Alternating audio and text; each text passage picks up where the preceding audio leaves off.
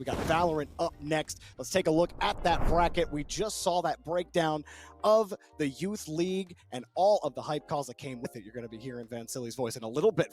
But before we get there, we got to intro these teams. Upmind for sure. Well, I hope Shit was in there. I was just saying we'll see him again. Yes. We'll see Upmind as well. And you know what else we're seeing again, Jordy, is a Michigan school fighting for a PlayVS Cup championship. Novi has been literally That's ridiculous. Unstoppable. That's ridiculous. Up to this point. You don't lose.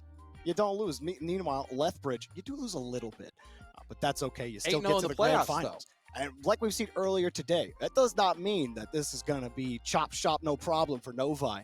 Lethbridge can bring the action in this head-to-head for sure. But I'm excited to get this match underway, James. So I'm not even going to waste time. Let's get into the predictions. You got your Michigan boys? Yeah, well, you know me. As a Michigan resident and a coach over in MHSCL, I have to stick with the team from Michigan. Give me Novi. I think they are going to take it. All right, well, obviously, I got Lethbridge. I think I'm beating you in predictions. You might be. Today. We'll have to go back and look. I think so. Because I picked La Quinta first off. Okay, true. So I know I got that wrong. La Cueva, right. La Cueva, sorry. Yeah. No, that's okay. You got it. It was a while ago. Yeah, it was. We had a lot of teams to get through, and that's okay. But before we actually take you guys to the action, we are going to tell you the map order. The maps have already been selected for this best of 3 in Valorant, and that should be up right about now. There it is. Icebox is where we're going to start. That's one of the few maps that I am familiar with. You like Icebox? It's a great map. It's a great design map. I don't like playing Icebox. Okay. Well, how about Sunset? I will take. Honestly, Icebox I feel so challenging. It's so punishing. Like if you trying to rotate on that, I always get taken out. So well, that's okay because you're not the one that has to rotate. I just get to watch and learn. And maybe we'll end up on Lotus. Most of the games today have gone to match point. I would not be surprised to see this one do the same. But honestly, I'm done wasting your guys' time, and let's stop wasting our casters' time. Let's go ahead and go to Upmind and Vansilli for Valorant. Thank you so much, boys. I mean, listen, I understand this guy right here. He is the wise man. He is supposed to be the man with the plan, but I'm the man with the fro. So, yeah, hi, what's up? Nice to meet you, folks. Well, come on in. We're heading on into Valorant. It is a perfect way to end off an already exhilarating PlayVS Cup day 1. And again, we have ourselves 2 teams who, again, they have some pretty different stories coming into this one. One with a very unlikely story heading into just the semifinals of this tournament. Yeah, and by the way, before we start the show, can I just say that I can't stop smiling because these guys are freaking hilarious. I love Jordy and Jamesboy. I need more of them in my life, by the way. So that was really fun to listen to, and I'm ready for this. Yeah, let's talk about this. So we have a great matchup against Novi and also LCI. I think this is going to be a fun storyline to follow through here, Upmind, because you're looking on one side here for Novi. Apparently, they're playing with a brand new roster with like 3 subs because their main roster couldn't really be here. But with the roster that they used and that are currently playing with, they still beat a tough team like CV, who actually won the grand finals in the PlayVS Upgrade Arena versus LCI themselves. So when you're looking at it and you're looking at it like a roster is like, oh, it's gonna be 3 subs, it's gonna be so easy for us to win, I'm thinking you're gonna have to think twice here, Upmind. Yeah, absolutely. Again, just to put that into perspective for y'all, the team that took down LCI, the team that was able to take down the almost perfect roster in LCI, still lost to a team that had 3 subs. Again, the most recent champions here in PlayVS Play, they didn't even make it here to the finals to have what was the storied rematch. So there you go. You already have at least a little bit of that ground being laid out for us going into this game, folks. We could start to talk a little bit more about our rosters. On your left here, you do have the mostly together LCI Lethbridge Collegiate Institute coming in from Lethbridge, Alberta, Canada. You do have Travis Scott. We have some great names, including the fact that we have Freak and Freaky Goo. Again, listen. If somebody can't match Freak's Freak, you absolutely have Freaky Goob over there in the corner, able to do 100%. So.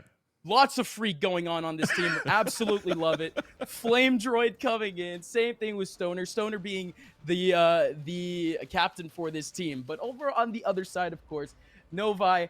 I mean, not a lot to really say about the core of this team, purely because, fans, we've only seen one game from these guys. Exactly. But at least they're here in the grand finals, and you saw it from what they explained at the desk for Jordy and James, but they haven't dropped a single map yet this tournament. And this has been a single elimination so far for the PlayVS Cup Championship, and we're in the grand finals. And if you haven't dropped a map yet, then you know you have the right formula. But at least as they're starting things off here on Icebox, this is also the map pick chosen by Novi, which is not intriguing at all. Nothing out of the blue. I think from what they were saying, they're comfortable in every single map except Bind. But the composition that they're coming out with here is going to be very interesting. Very rarely do we still see a chamber right now being utilized in Valorant today. But now it's being used in a double, almost I like to call it a double duelist setting, because you have a jet going through. I mean, if you're even looking at Novi, they're even using a double duelist with Arena on top of that. So I'm expecting for a lot of opping coming out of this team once they hit the defender side, if not going to be very explosive going into this game as they're starting things off here in the pistol round. Freak is already trying to move forward, not even in a CP to score the first blood. Wait, and he also has the spike. Can he hold on to it? Freak, head on a swivel, almost nailing 3 headshots immediately, but okay. We already have ourselves a sample of what to expect here for the rest of this game. You have the chamber going nuts. You have 3 different duelists here on the map. It's going to be a little bit of an aimed battle. 100%. And now you see that at least the spike has been picked up. They have a disadvantage for Novi, but it's still going to have a Sova and a Jet. So T-Sen, the one that's going to be the one that's going to be the first contact, actually spawning one towards the snowman. A little bit of an overkill to bring out the recon at the same time, as they have to now double clear up towards the orange side. And you're starting to see the swings coming out from LCI. Yeah, exactly. And Sen's just going to go down immediately, and man on an island here is Cloudy. And there you go, the expected outcome after what was an incredible first play from the chamber. But I mean, I was just thinking maybe a little bit too much dip on his chip. He was going real far into main. But again, thankfully, Freak was able to make things work out there. And we have ourselves a big situation here where Novi are going to have to push the problem a little bit. They have 2 duelists under their belts. So it's not, and also, of course, with the Harbor, it's not exactly difficult to say that if they really put all of their effort into one rush, that they can at least get the spike down.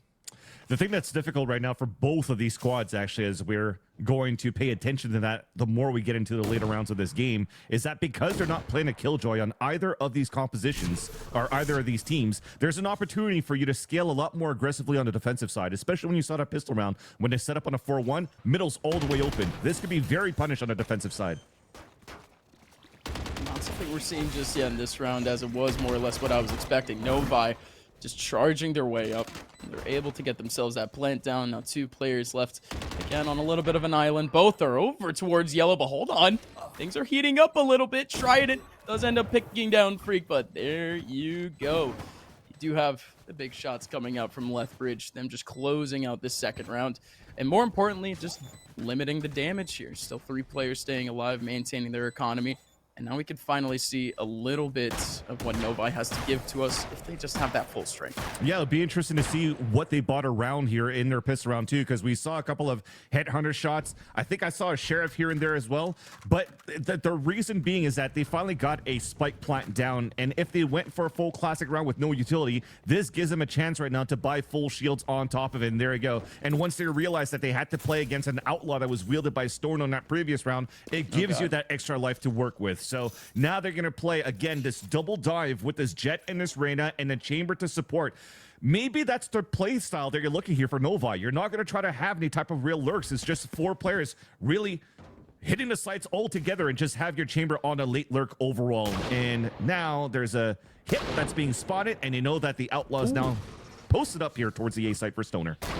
Say that pre-fire was pretty crazy for a second there from Stoner, but still ends up taking down Sen. Great shot, though, coming back from Joey. But hold on a minute. Freak from up top, not able to teleport away. Again, a little bit too much dip on his chip. He sticks around looking for just a little bit more, and he immediately gets punished by the boys of Novi. But here comes Flamejoy, at least picking down back 1. That Harbor is just holding these players to the back. And Trident, he had 31 HP that whole time. Just a gust of wind would have done it. But for Trident, he spears away 2, and he's looking for a 3rd. But no, Travis Scott, what a name. And could he get an even better play out of it? 30 HP, low HP on Rabbit, the captain, trying to close things out for Novi, but he's playing time perfectly. Great job from Rabbit as his patience pays off. Well done to put the high tide up too, just to play behind that wall, adding that extra obstacle, adding the extra paranoia going through on that 1v1 where Novi maybe could have clutched that 1 versus 2, and that was Cloudy trying to do everything in his favor, and that recon dart that got shot a little bit early towards the end of that 1 versus 1 gave the perfect opportunity there for that high tide to come up from Rabbit to be able to win that round here towards the end here in this post plant. That said, though, this was still a lot of damage being done by LCI over against Novi, as it was a bonus round here that actually is quite decent. You're going to be happy with that one for sure. And this continues with this battle, trying to take control here on either extremities. This 4-1 continuous setup that you have from Novi. First one being punished, though, on the A side, as Stoner continues to wield the outline, continues to find success out of it. Finally gonna pressure him just a little bit more, but he's just looking for even more mileage, and indeed he is finding it. 10 HP left on the man, heading up from main, but just like that, again, this was what Lethbridge was kind of playing up towards. Again, they were looking for that space. They were looking to bring in Novi and just pick away at a couple of their players, but that's if, of course, the picks could actually go by, and now it's just a cascade of kills. 3 kills going by for different players here for Novi. Now all of a sudden it's down to a 2v3, and just a little bit more damage coming out from Joey too. Now things are pretty out of reach here for Lethbridge, but hold on a minute. Freaky Goob, 1v3, make it now a 1-on-2. He does have the DQs going in on the wingman. He's looking to protect it. He ends up getting 1. This could be a massive 1v3 for Freaky Goob. And not only that, but he has the full clit. He goes for the swing. But Novi does end up completing the tough ending. It does get pretty tough right now for LCI. Yes, it came down to another 1v1 that unfortunately wasn't fruitful for LCI. But when you're looking at the composition that they currently run right now on the defensive side, it's so good right now for the other end if they're actually trying to use a recon Dizzy at the same time to try to flood retake the way that they could, because this harbor that continuously puts up this high tide out for Novi is very oppressing to play against here for LCI. So I think they need to start waiting a little bit longer. Just wait for your teammates to rotate over with you so you could actually flood as a team. If not, there's been a lot of individual plays, as you can see right now, still trying to push out, still trying to do solo plays, and they're getting punished every single time for it. But I could respect it, right? You're trying to get the orb over for LCI. You're trying to build the ult economy up going into round number 5 or even round number 6, depending how close the Sova was at this point. But this will be an easy plant, and this should be an easy conversion as well for Novi in round number 5.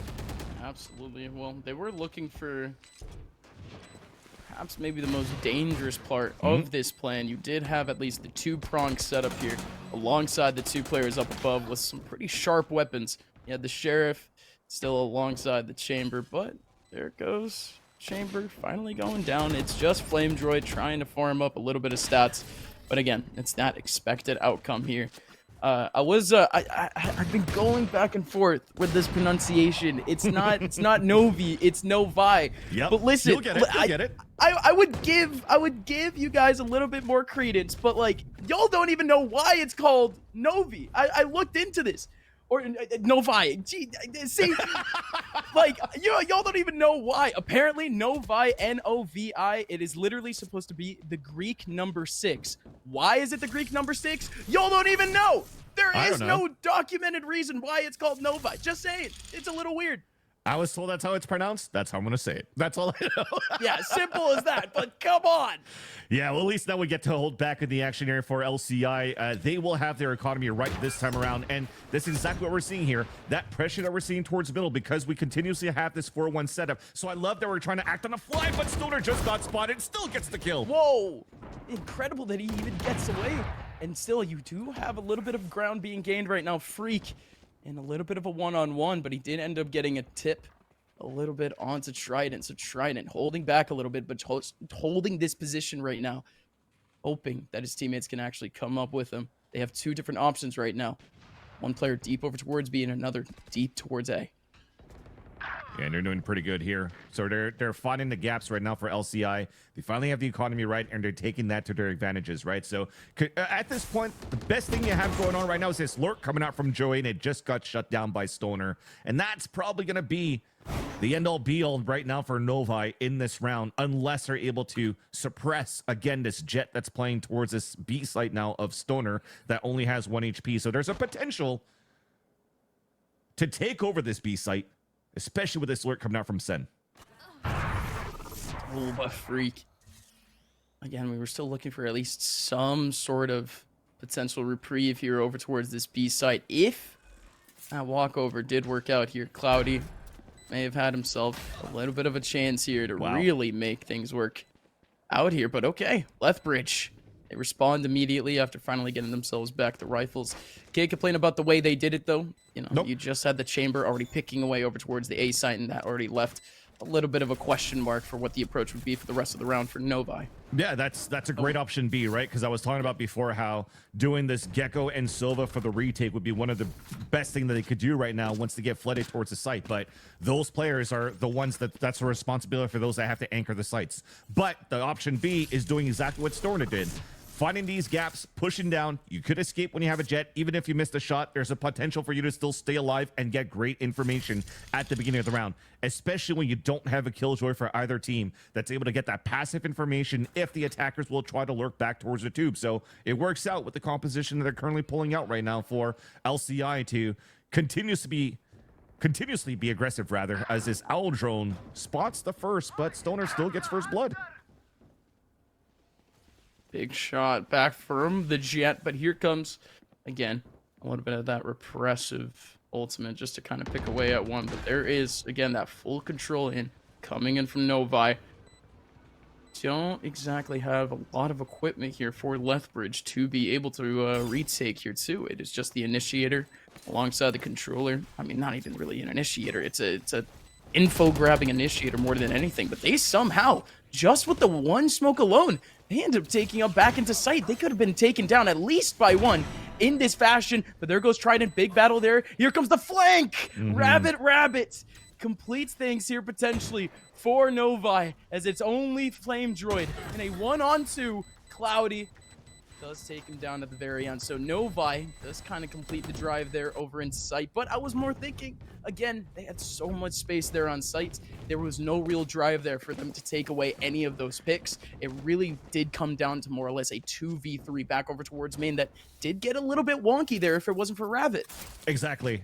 So far, Rabbit has been a nuisance to these pulse plants against LCI when he's still alive in this role as a harbor.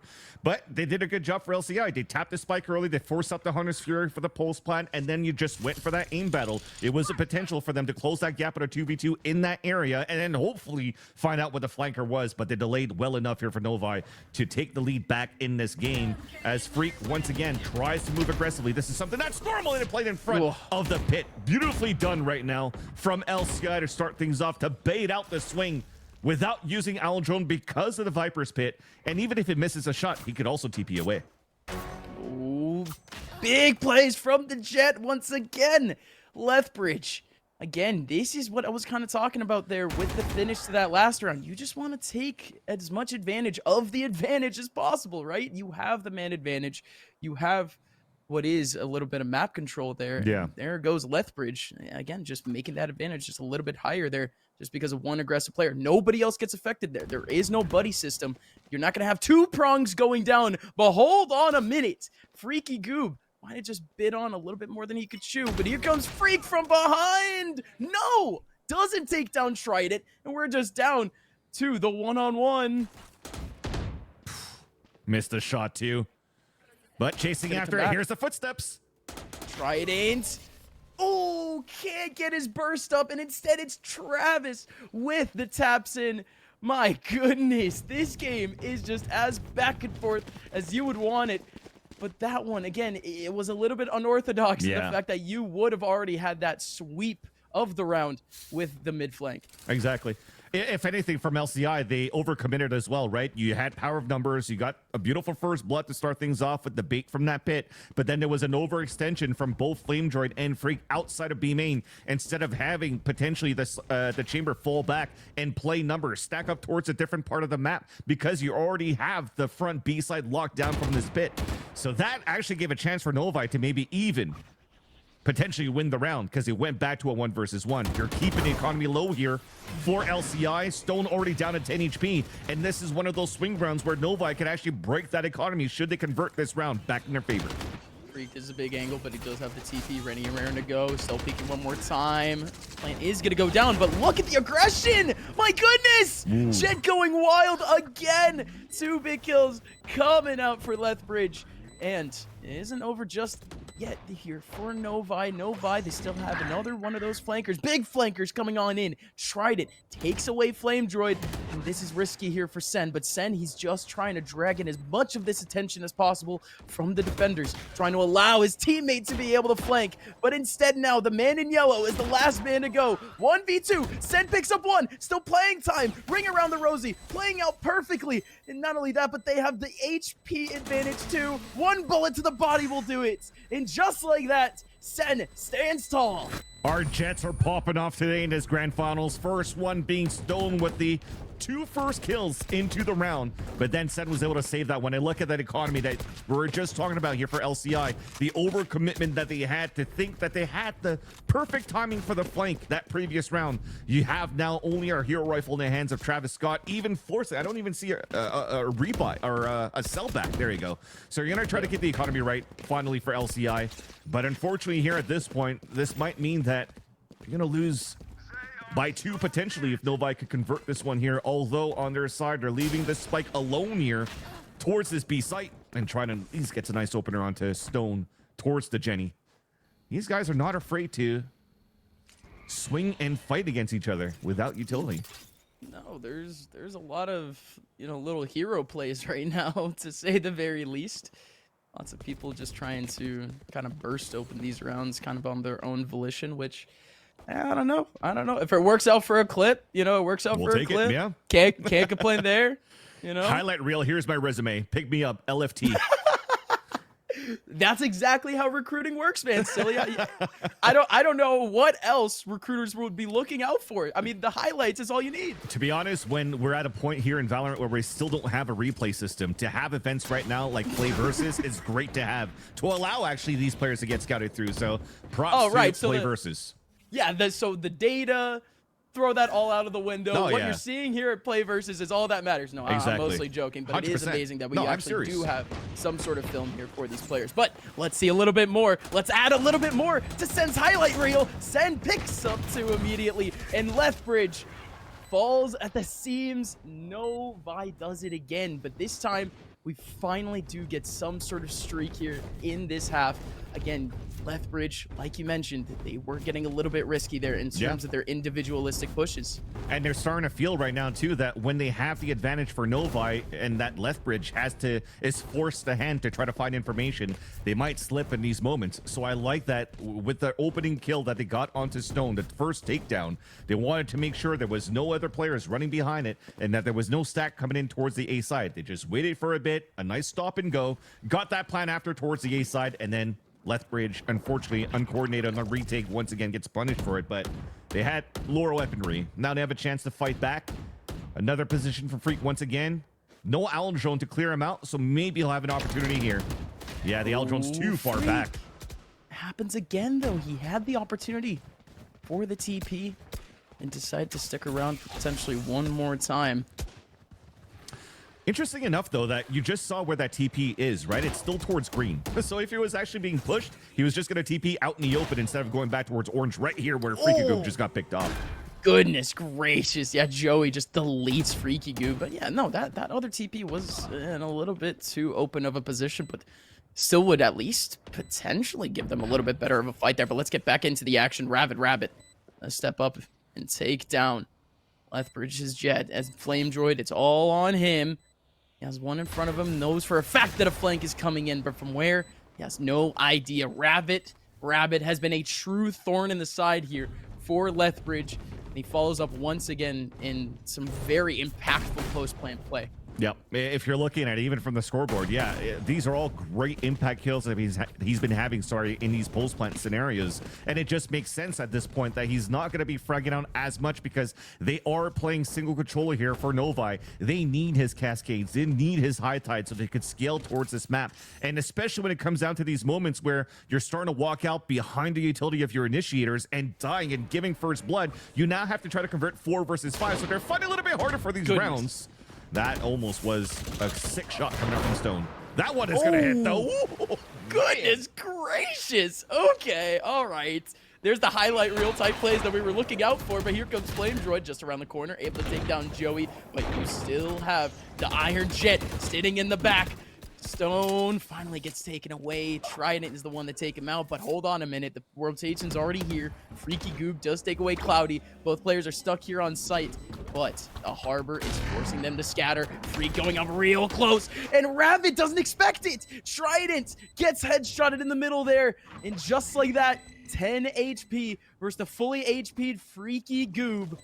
Let's see if Trident can somehow pull off what is perceived as impossible, but this move is insane. He has no idea. Trident does it again, as this time we see the pure dominance coming out from Novi that we personally haven't seen against Lethbridge at all during these playoffs. What a wraparound going through there by Trident, and once again, we're starting to see how good this team is when it comes down to having players having to just step up to the plate and clutch these rounds in their favor. Trident, multiple kills coming through clutches in the pulse plant. Sen did the same thing. Rabbit does the same thing. And usually I would say, hey, keep an eye on Joey because he's such a good flex agent and is such a good flex player, and he has everything in the arsenal to be able to have great impact kills, but he didn't need to. Everybody else is clutching on their end. And this is why we're seeing here Novi, why potentially here that they beat CV in the semifinals. The champions that we had for the grand finals of the Play versus Upgrade Arena Championship. And now you have the Play versus Cup Championship potentially in the hands of Novi. For now, here comes Lethbridge, already starting off with a little bit of a zinger. Both, oh my goodness, everyone personally going down here for Novi. As over towards that mid side, you did have quite a bit of a push there coming up from the defenders, but more importantly, over towards B main, the interaction is completely broken, and there's the player that you wanted to put a little bit more of a target on. Joey, again, he's more known for being that initiator, iron anchor here for Novi, but as you can see, he's playing Reyna at the moment, but for absolutely good reason. He thrives in chaotic scenarios. He thrives in terms of the aim department, and let's really keep an eye out for him here on this defensive side, because we just expect that Reyna alongside the Jet to really start to go into Lethbridge's faces. Yeah. Even now, it almost feels like LCI and Novi have tape on each other because they read how to scale the B site perfectly for against each other, if I could put it that way, because that pick that they got immediately towards green was nice. They still have the spike plant at the exact same spot as Novi did on their attack side, and that allows for you to have that late lurk and lean out a little bit more for an angle that works out for you. And unfortunately, that's 0 for 2 now for Trident. Yeah, but can you really expect to go one-on-one here against this? What is, I mean, incredible Jet so far for Lethbridge in terms of just these long-range duels. I mean, anytime that you've put him in any sort of intense scenario, he has been able to at least come out with one good kill out of it. And, I mean, considering how Valorant just has so many elements that are in your face, it is pretty good to see someone thriving in the chaos. But currently, over towards that B site, it has just been a moth to the flame. So many players from Novi ended up making their way back over towards this B area. And it's not like Lethbridge is making a lot of noise here over towards this side, but that is still allowed for the rotation to come in. And there's the noise that I was more or less expecting. And not only that, but they can't even hear the spike. It is just LCI with a singular player here on B, dragging all of this attention away. But again, we are looking at the pistols. We are looking at a round where you should expect Novi to kind of come up short, but a very fun play. And even if you salvage this Marshall, you probably just want to go and give your body away here because you don't want to save with a Marshall in your hands and only getting 1,000 credits at the end of the round. Yeah, passing away to the spike. That would be passing away to the spike. Do some damage. Do something here as you are in the eco for Novi. But if anything, there you go. That's what we wanted. A great start on that end. Make some damage out of that. Have them chase against you because these players are also frag Henfree trying to get these ults up as soon as possible. But there you go. Nice shot. Sorry. ADSing with that bulldog to get that pick. But nonetheless, this is still some great calls. And I mean, we're going to have to look at the scoreboard later to see how many first bloods Stone was able to get so far in this game. Because he's been popping off here in these first engagements on both ends, whether it's either it's on the defense or the offense at this point. Yeah, looks like no cheating. No cheating. No, I'm just kidding. It's going to be a timeout most likely at this point now. And it's needed because right now this is an important round. I'm assuming right here this is going to be a timeout here being called for Novi because they're starting to let their defensive side slip a little bit because they're understanding that they're getting punished very easily at the beginning of these rounds. Where trying to move up towards his B main and gets punished by Stone. So now you're going to have to readjust a little bit more, play a little bit more passively potentially at this point as well, and just reel it in, making sure that the fundamentals are there and that you are in positions where you could trade off with your teammates, or if not, at least go for these double swings that, you know, it hasn't been working. Let's be blunt here at this point, unfortunately, for the defensive side for both of these teams on this B site. Right, but I mean, we're just looking at just the structure real quick going into these next few rounds. Again, I am just simply expecting it's just the black and white. It's what you expect. The double duelist is there.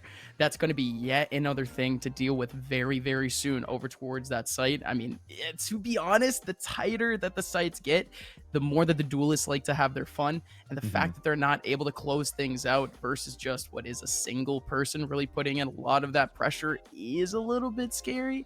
But again, Trident's not going to have to worry about that for too long. Again, he does have that get out of jail free option in just a couple rounds. But yeah, no, if anything right now, we are seeing finally the individuals not only just heating up on their own, but finally needing to kind of play with the team. That is, you know, it's what you want. It's what you kind of expect. I'm not trying to like maybe bring down the level here, but at a certain point during this game, we saw just a couple of these players really looking for those highlight type moments, really looking to be a hero early on the defense. Yeah. And again, just the double duelist alone, we're going to see players needing to play off of each other very soon. So, yeah, again, a little bit more of a different look coming up in the next few rounds. Yeah, at least something that's positive that I've noticed from LCI now, and as they take the attack side, is that it's not only one-dimensional on how they're attacking these sites, right? Just looking at how they play the anti-eco. Despite Stone coming out, getting a beautiful first blood onto Trident, they take over the B site, and then they just stop once again just to try to see how many players have rotated across. Once they've realized that they pulled everybody through, then they actually went for the pivot, the mid-round call to go back towards the A site. The only thing that's missing at that point, though, is that they didn't really have a player that was lurking around to really try to observe correctly if there was actually players that were being pulled out on the opposite site. Yeah. So what they need to do at this point here is just to make sure that, you know, when you're rolling back as a buddy system, you make sure you take your corners, you make sure you use that utility to clear out those areas as well, and just make sure that you hit back with the team into that site. But if not, if anything, both of these players and both of these teams rather could really frag out. Yeah, no, I am worrying a little bit because of the fact that, you know, quote unquote double dive, you do want to put in those two duelists together. That is how they're going to succeed the most. Yeah. But we're looking again at the situation that you mentioned earlier in terms of the Killjoy. There's not that surveillance back up towards that mid side. That is a completely open gap there. So what's going to be the compensation for it? Also, because of the fact that you're looking at two duelists, you do want that support in the back just in case it fails. You have an instant support option. They can be able to back up and just kind of bring down that man advantage just a little bit more. But again, in all reality, you need to fill up those gaps a little more. Are we going to be seeing more rounds where Trident is going to be left on an island on his own site? Are we only going to be seeing one person over towards that mid side needing to kind of push up a little more so he can get that early surveillance just so he could be safe and rotating back and supporting one or both sites?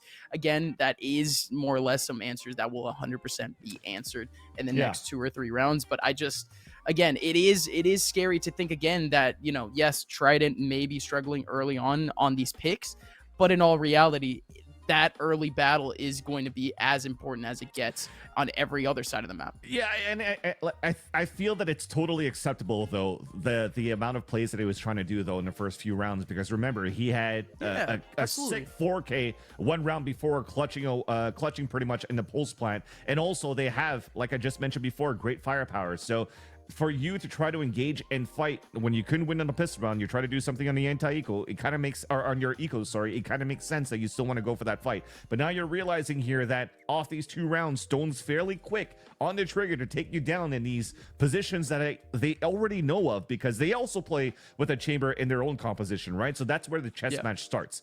But at least when you're looking at the composition that you have, now that you have Novi having to play the defensive side with this double duelist in the chamber, there's still great opportunities to min-max it, as I'm still trying to think through, and my color gear is going around and seeing how I could meta this comp. But basically, where Trine's playing, you could still have that better TP to go back towards orange and use your Viper now to be that delay agent, and you play that buddy system right there.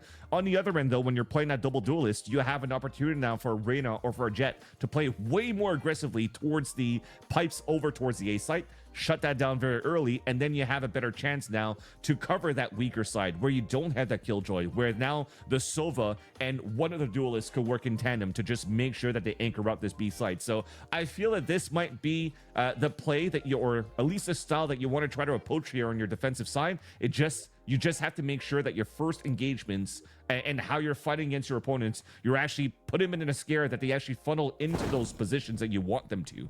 So again, it took a couple of rounds. They have an opportunity to do it now because they have the economy in their favor and the weaponry to do it.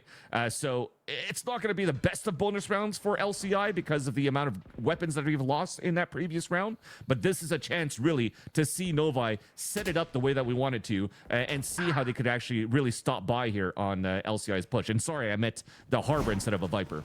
Still the same aspect. My goodness. A champion filler. Vansilli, everyone. My goodness. If there was, listen, there should be an Oscar for extras, but they should just rename it to just best filler. And oh my goodness, you would be a first ballot Hall of Famer. Thank you. My goodness. No problem. No problem. I love podcasting. But hey, you haven't made your own yet. I know. They fail. I tried. Oh, all right. You can join my wrestling podcast at some point. I'm down. But hey, welcome back, ladies and gentlemen. We are seeing a couple plays that could go off the top rope. Tried it from the back. He needs a big pick here, but it's actually Cloudy. Cloudy fights his way forward and is able to take down the Jet as Freaky Goob does take down Trident. It does maintain the advantage here for LCI. It is such a tough approach here without that extra backing from the chamber. But hold on a minute. Hold on a minute now. Here comes the rotation from LCI. They have almost full control. The timing on the flick back is crazy, though.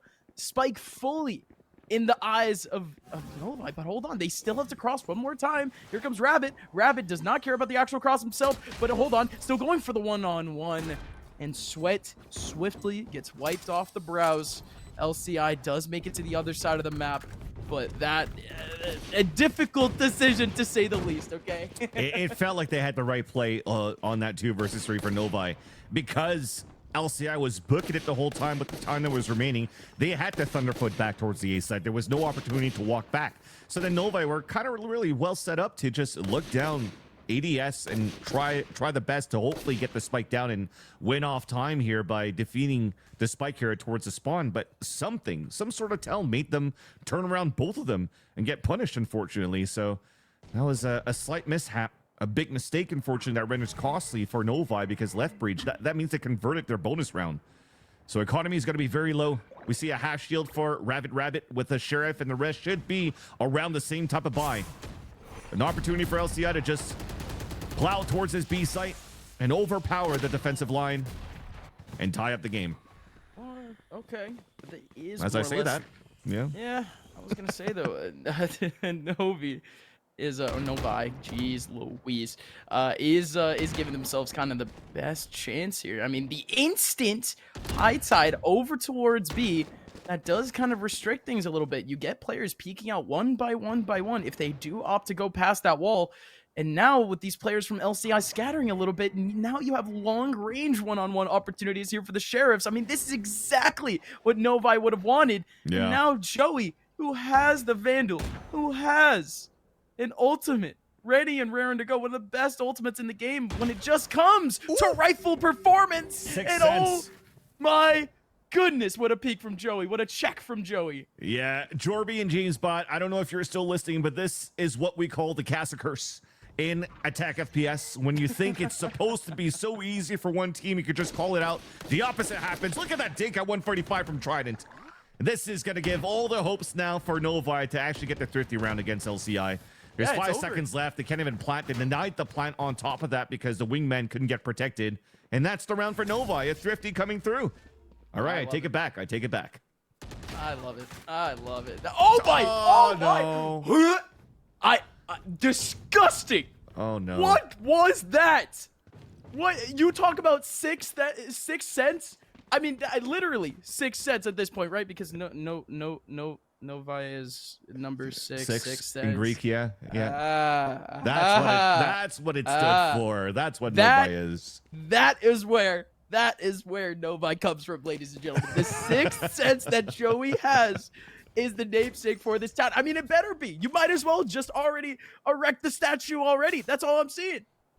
Dude, I mean, we talked about it, right? An opportunity for Joey to pop off when he can, and he definitely did that and pretty much helped Novi to get this thrifty and contain this lead against LCI. Drone comes out early, though. That's going to spot Cloudy, but not ping him out, so they still have a great opportunity to set up this crossfire on this side. You could see at least here from LCI, they're trying to work the map around, but just exactly as we were trying to call it before, trying to keep one of the duelists here towards this A site. The other duelist could work towards in the middle side, but the thing is, it's the Sova that's playing towards A, so they don't have great opportunities to find good information towards middle, so there's an opportunity right now for LCI to maybe cut a rotate towards mid, but I mean, we're moving a little bit too quickly towards the A side first, though, not allowing a chance for the lurk to happen towards mid. No, they are trusting the wingman right now to kind of skate his way in, no matter what crossfire is there, no matter what wall is there. Somehow, watch from the window.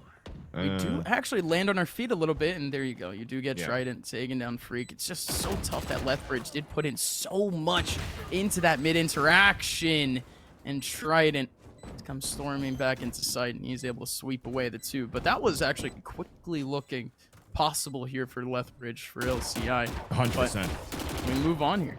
Yeah, you even side from that mini map, and also how the chamber was moving forward here for LCI. Made it all the way up towards the tube, and then they were trying to decide here, should I break this trip to force a rotate out of A, or should we actually try to commit towards the A site so I could try to get picks here off the rotate? And unfortunately, while they were still trying to decide that, the wingman already went through, so they forced the engagement over towards the A site for LCI, and unfortunately lost all of that engagement, which didn't give a chance here for Freak to really set up inside the window of tube and catch those rotators off, because those were potentially free kills going in here on the against the defensive side of Novi on that rotate. But they'll try something new for Novi this round. The aggressive push that we were talking earlier on, the 2 duelists moving forward, but got picked out. It's traded out at least. Yeah, but Joey had to really snap for that kill. Now he's going for more, but okay. Good hold there from Freak. Ravit going up on his lonesome. That's, again, a real close scenario there for LCI. Trident does collect back the kill. This has to be a 2v4. Now it has to be a 1v3 for Novi. It's all in the hands of Trident, who is all right with just going into this one. Novi is fine in terms of the economy. He does have a pretty good approach to do it. They don't expect Freak. Or excuse me, they don't expect Trident. Chamber on chamber violence. But yeah, no, kind of the expected outcome there, of course. LCI, big round coming up once again, though. Things are clearly, not really in the view for them in terms of this game. Novi, they still are kind of winning out those early on interactions. They just need to hold their positions more than anything. Yeah, I just like that last kill that Travis Scott just got, just dropping a beat and just dancing around the A site and just shooting feet, making his opponent dance and winning the fight. So a post-plan opportunity back in favor and converted by LCI, actually. Bars. So, yep, it all worked out very well, though, with the recon dart and trying to flood behind that recon dart was basically the name of the game there. using Stone's Blade Storm again, getting the first blood for the round, allowing for the rest of the team to follow behind and ensure these trades to happen. So now we have the Owl drone coming out as we hear it towards yellow. It's a very early drone, though, going back towards green. So this will activate all of the LCI to rotate towards the A side. But unfortunately here, Joey just flicked down. He was still looking up towards 410, and Stone falls. Oh, that's it. Ooh, good follow-up there from the Sova. Just trying to clear out the back of this site. The Hunter's Fury being utilized there. It needed to get a little bit of mileage there, but it's just the fact that Novi, they didn't have anybody else supporting there in the back of sight, especially after that first kill. You should have had a little spillage of players coming on into sight. But here comes the cascade of ultimates here for both sides. Flame Droid, he is getting spotted out right now, and they do find him. The Viper Spit is going to drop. There goes Travis Scott once again going big and pulls out the up.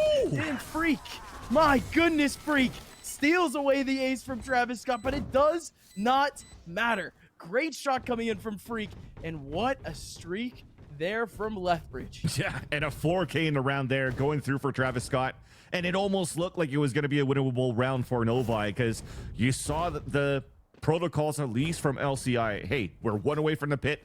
Let Flame Droid pick it up. We'll try to get the pit up here on the pulse plant, but they had to play against a reckoning that Rapid Rabbit had, and that allows for you to get so much information and an audio cues of where your opponents could be. They dropped that pit instantly, but couldn't follow up behind everybody else that was playing the pulse plant positions outside by 410. So very nicely done from LCI.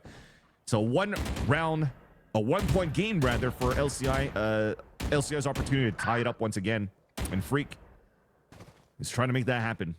First blood is scored here against Sen on the top. Or, yeah, it's against Sen here on the top of Boiler. It's just going to be that drive over towards that A side once again. It is just, yeah, Novi. I was going to say Cloudy surely doesn't stick around too much. That would just be a common story there for, oh my god, no, Wingman, no, no! My goodness, he gets rained down from above. That might be a little bit overkill for that little guy, but hey, we are back though. I was gonna say, Novi, do they leave someone here on site to kind of just get grinded out? But no, instead Cloudy backs up, gets the Hunter's Furies in, and actually Joey is able to slip in his own kill. Cut and rehit. Back over towards the mid area. Nice first blood. A rehit towards the site, but it's still gonna be a 3 versus 3 inside this spot. Rabbit still playing around a little bit. Travis Scott is close, getting the spike plant in. And with the wall up, Rabbit is able to isolate the spike. Now 20 seconds left. Freaky Goob and Stone, they have to do so much here. Great kills coming out from both, but now Trident, head on a swivel, able to take away one, still pulls around the corner. But that headshot was everything for LCI. What a great 1v1, and I mean a desperate way to close it out. Yeah, the aim punch too to not allow for you to get through, and there's that timeout that you needed. At this point, you had such a strong lead to start things off here for Novi on your attack side, but you're soon realizing that this double duelist and chamber is not allowing for you to get too much of map control here unless you're trying to be aggressive. And the times that they did, like I said, they got punished right away. Joey and Sen, when they're trying to move towards the pipes, they got spotted, pinged out right away by Travis Scott with the recon dart. So they need to add probably a third body in the back at the beginning. This is why I want Cloudy to move in with them. The one that could break the recon dart. The one that could also counter recon dart to know if there's going to be any type of pressure coming through out of LCI at the beginning of the round so that they could adapt on the fly to see where potentially the hit could be, right? If in the first 5 seconds it hasn't pinged anybody and the recon dart doesn't get shot, at least it allows for duelists to get into good positions to lock down those lanes, and then you could start readapting and find information elsewhere. Use Aldrome towards middle, etc., etc., etc. So those type of things need to come out right now from Novi's timeout in terms of these conversations on how they could take map control. Because if not, you're trying to be way too reactive, and you're giving too much space for LCI to work with right now. Absolutely. Again, it's more or less the opposite of what I was saying earlier. Novi really isn't taking advantage of any of this early space. They're leaving the two duelists kind of on an island. And even with that mentality that I was mentioning, they still are only leaving one person on a site right now. 2 players over towards A, 2 players rushing up that mid area right now. And they are just trusting Sen right now over towards that B area. And here comes the pressure once again. Brash coming in. Still the Sova is going to be perfectly fine skating around the corner, but actually, Travis Scott does actually take on Joey, and that's a tough one at this point where, again, Lethbridge, they continue to have an advantage on these post plants. Dude, they all tried to just wall bang towards the screen to get the one that was detained, and luckily enough, it just hits Joey dead between the eyes just as he was trying to find an elevation to look at the top of the nest to try to deny the plant. Great opportunity for Lethbridge to take the lead. No real ultimates here to utilize. There's Novi going down by the bit. Ravid did make it a little bit possible there, but beautifully done by Freak to take away the very last player there, to be that insurance option for LCI. But just like that, LCI has made the comeback happen. You already see it there on the scoreboard a little bit. 7 out of the last 9 rounds going the way of Lethbridge, and Lethbridge needed every single one of those rounds. They end up with the advantage now going into the very last end here of this game, of this map. And again, it's happening again. This early approach from Novi, it puts so much pressure onto just one player that I really hope that they have a good idea for these retakes. Well, here it is, though, Upmind. They did the recon dart. They have control of A, so they could start rotating away. So all you have to do now is delaying towards the B side, but unfortunately, they're not running a composition that could lay that well. So you're going to have no choice but to play the pulse plant. Wingman still going in, finally going to get taken down. A couple kills going back and forth. So no, Freaky Goob taking away Joey, and I feel as if that was just a little bit random too. Joey, a little bit too much dip on his chip, but you still do have the smoke out in the middle. If they knew that, though, these defenders don't need to push the situation, but Sen does find Freak immediately after, of course. Nice solid drone, though. That's going to spot the clear area towards green, so everybody's pinned towards yellow, but what a shot by Stone.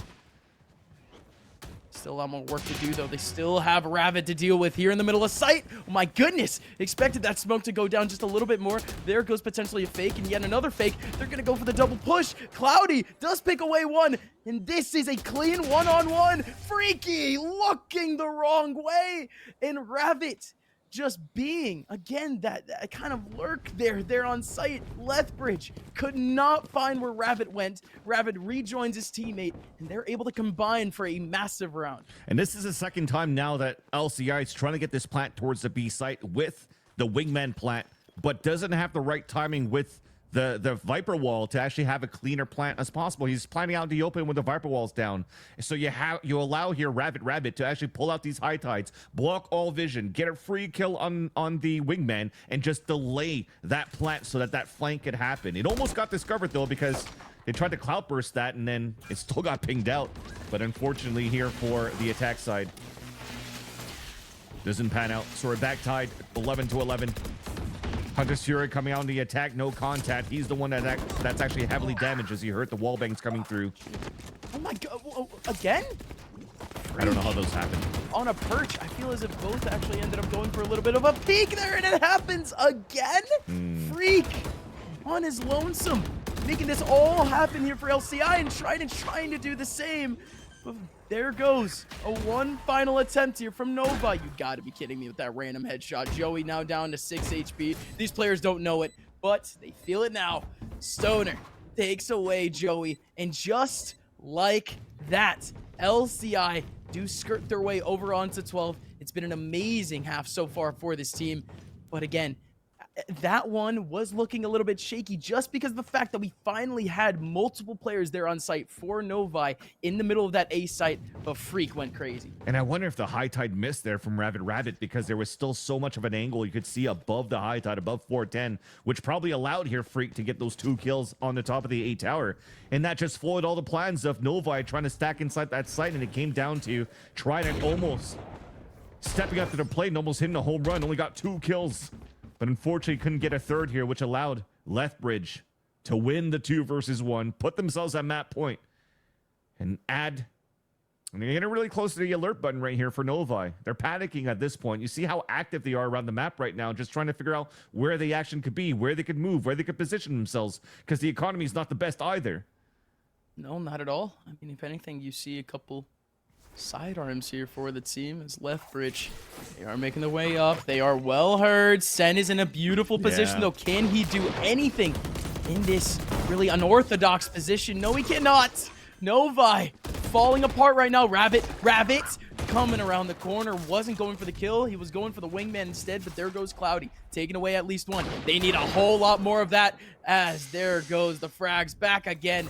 This Jet has been amazing for this team. Still throws his life away a little bit. Yes, he was low on HP, but doesn't want to maintain the massive man advantage potentially. Hunter Theory, insurance option. They almost find a second one there on site. Now 2 players on 2 now between LCI and Novi to potentially send it to overtime. Joey, we've talked about him a little bit. His potential, can he fulfill that potential? No! The Freak around the corner takes down Joey, and LCI maintain their perfect run here in Play versus Cup.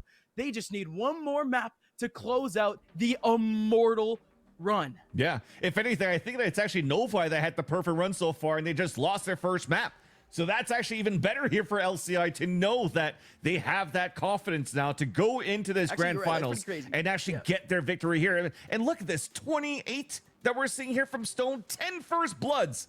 We wanted to know how many that he was going to get, that he tallied up, and that's on his positioning on the defensive side, catching players off guard, finding the timings against the utility that's out on the attack here when you're playing against a Sova. Also on the attack side, just brute forcing through and getting these first bloods and these first kills has been perfect right now to allow Stone and the rest here of LCI to just push through towards the limit and get this victory over Novi at this point. But and to add insult or salt to the wound, insult to injury, however you want to place it, this is also winning against the map pick of Novi, where on their side, we talked about it before, they're comfortable on every single map, binds their biggest weaknesses they were mentioning before, and they just lost that map. Yeah, it's a little tough. But listen.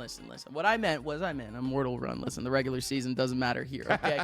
The playoffs have been perfect. For Novi, however, that's so much more difficult of a thing to say out loud. Novi, again, they came into this game with a completely different roster. They came into semifinals with a completely different roster, and they're still really giving LCI a massive run for their money here. But again, that is also true.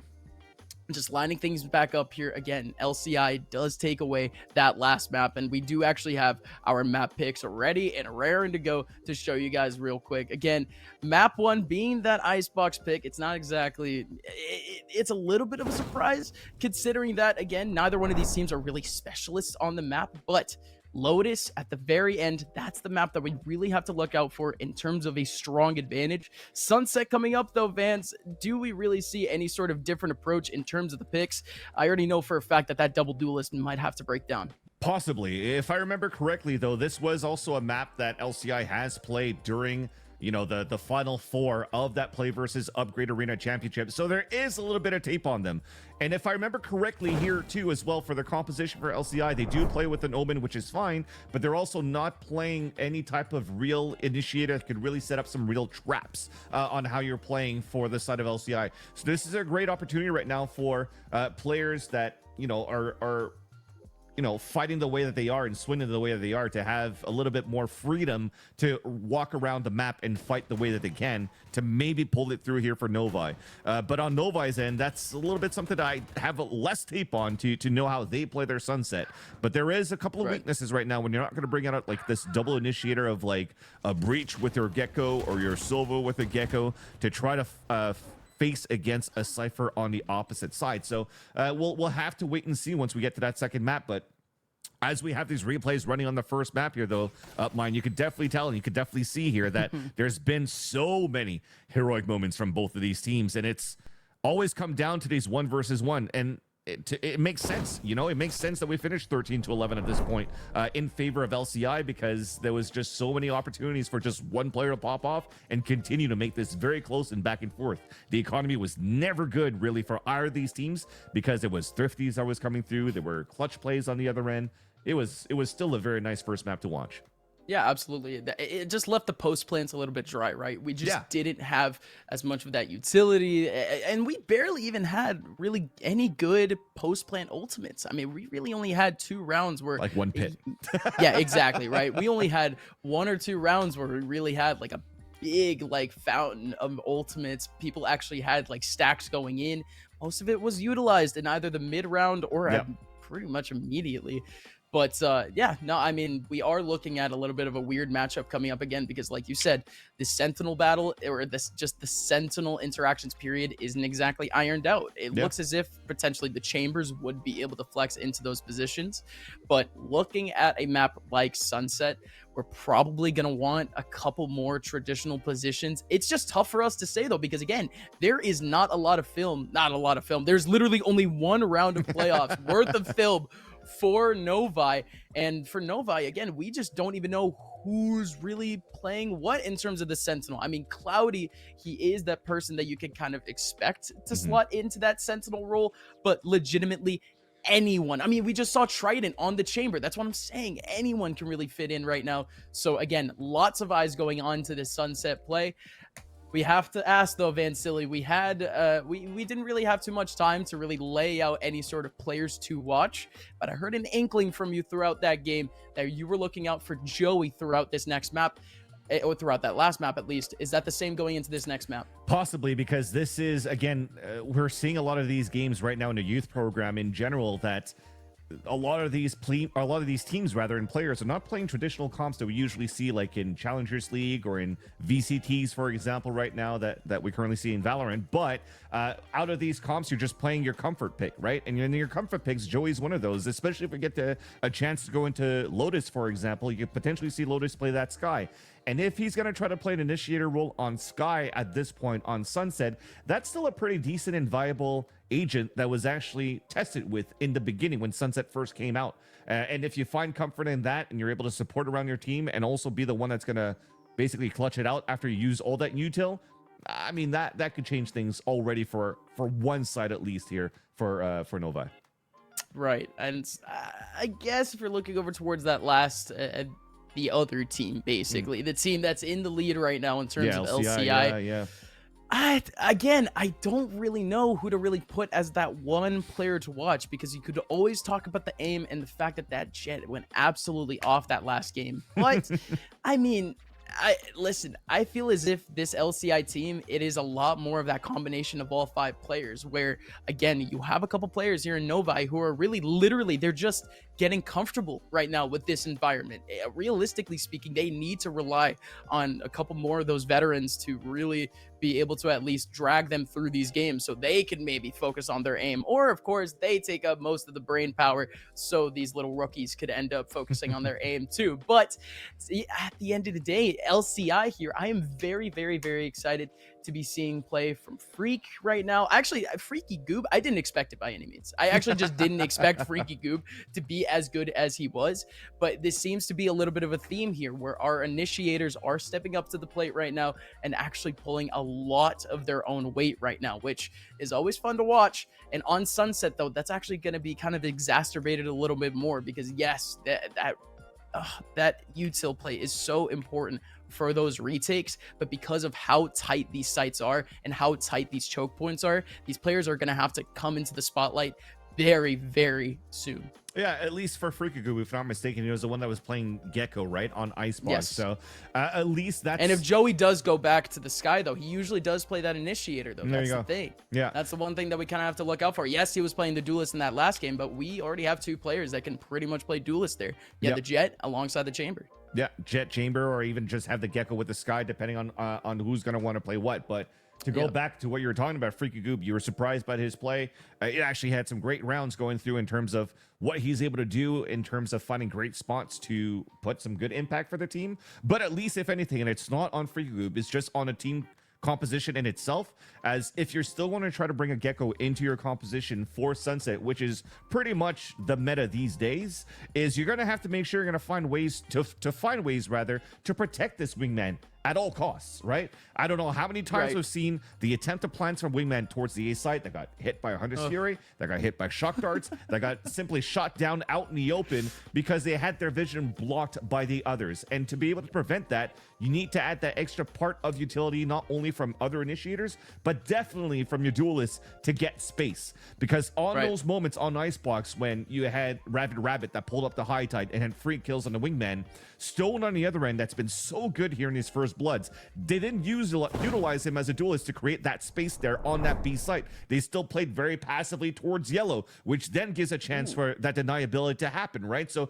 that's where it gets a little bit more interesting to see how this could work out. And now, finally, as we get into Sunset, it refreshes my memory as we're seeing these picks going on the right side. This is basically a composition that they've already played, with the exception now of a Clove coming out, because usually Flame Droid plays Omen on this map. But I was going to say, this is pretty much the Sentinels comp that they took towards the VCTs in stage 1, that they also brought into Madrid, with, again, the exception of, we know all know 10s on the top of map there in the market, and the highlight reel they got on the B site. But Flame Droid deciding to utilize Clove instead, which again is still a great agent, because they could be the one that's going to be running through to play directly against ciphers when they have their res up.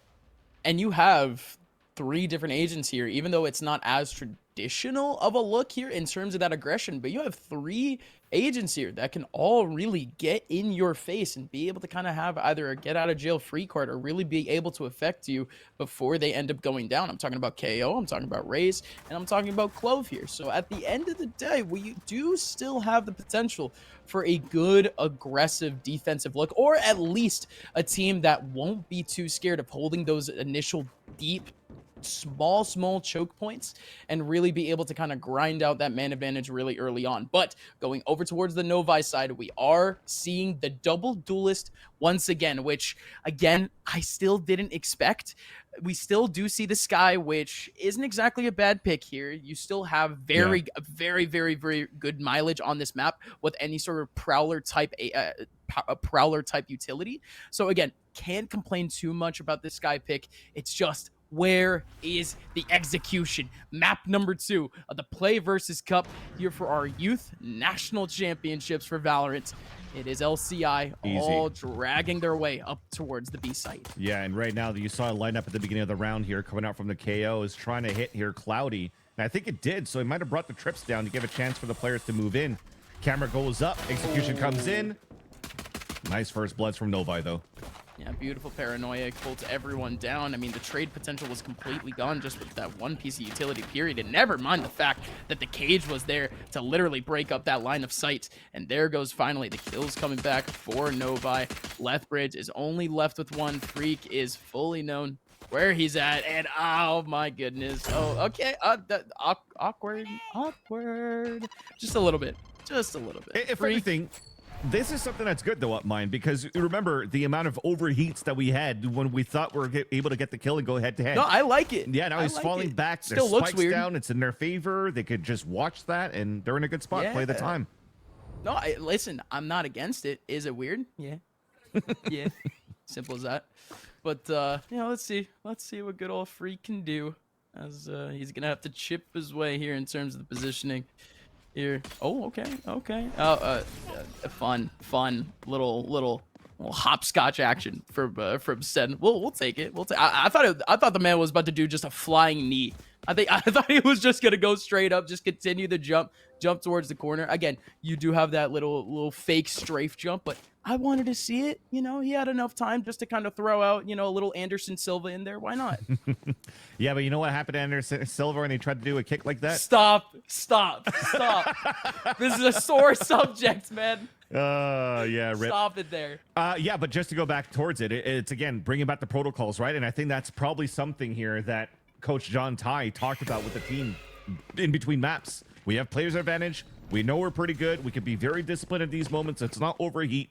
And those flying knees that was coming out there from Lethbridge LCI is just to close the gap here for those 2 players in B main, just to make sure they could assist. So it works out quite well. Novi, though, going into this second round where they have a ghost. And I think I saw Marshall earlier on, rather. They're trying to find some early information towards this A site. Not going to work out.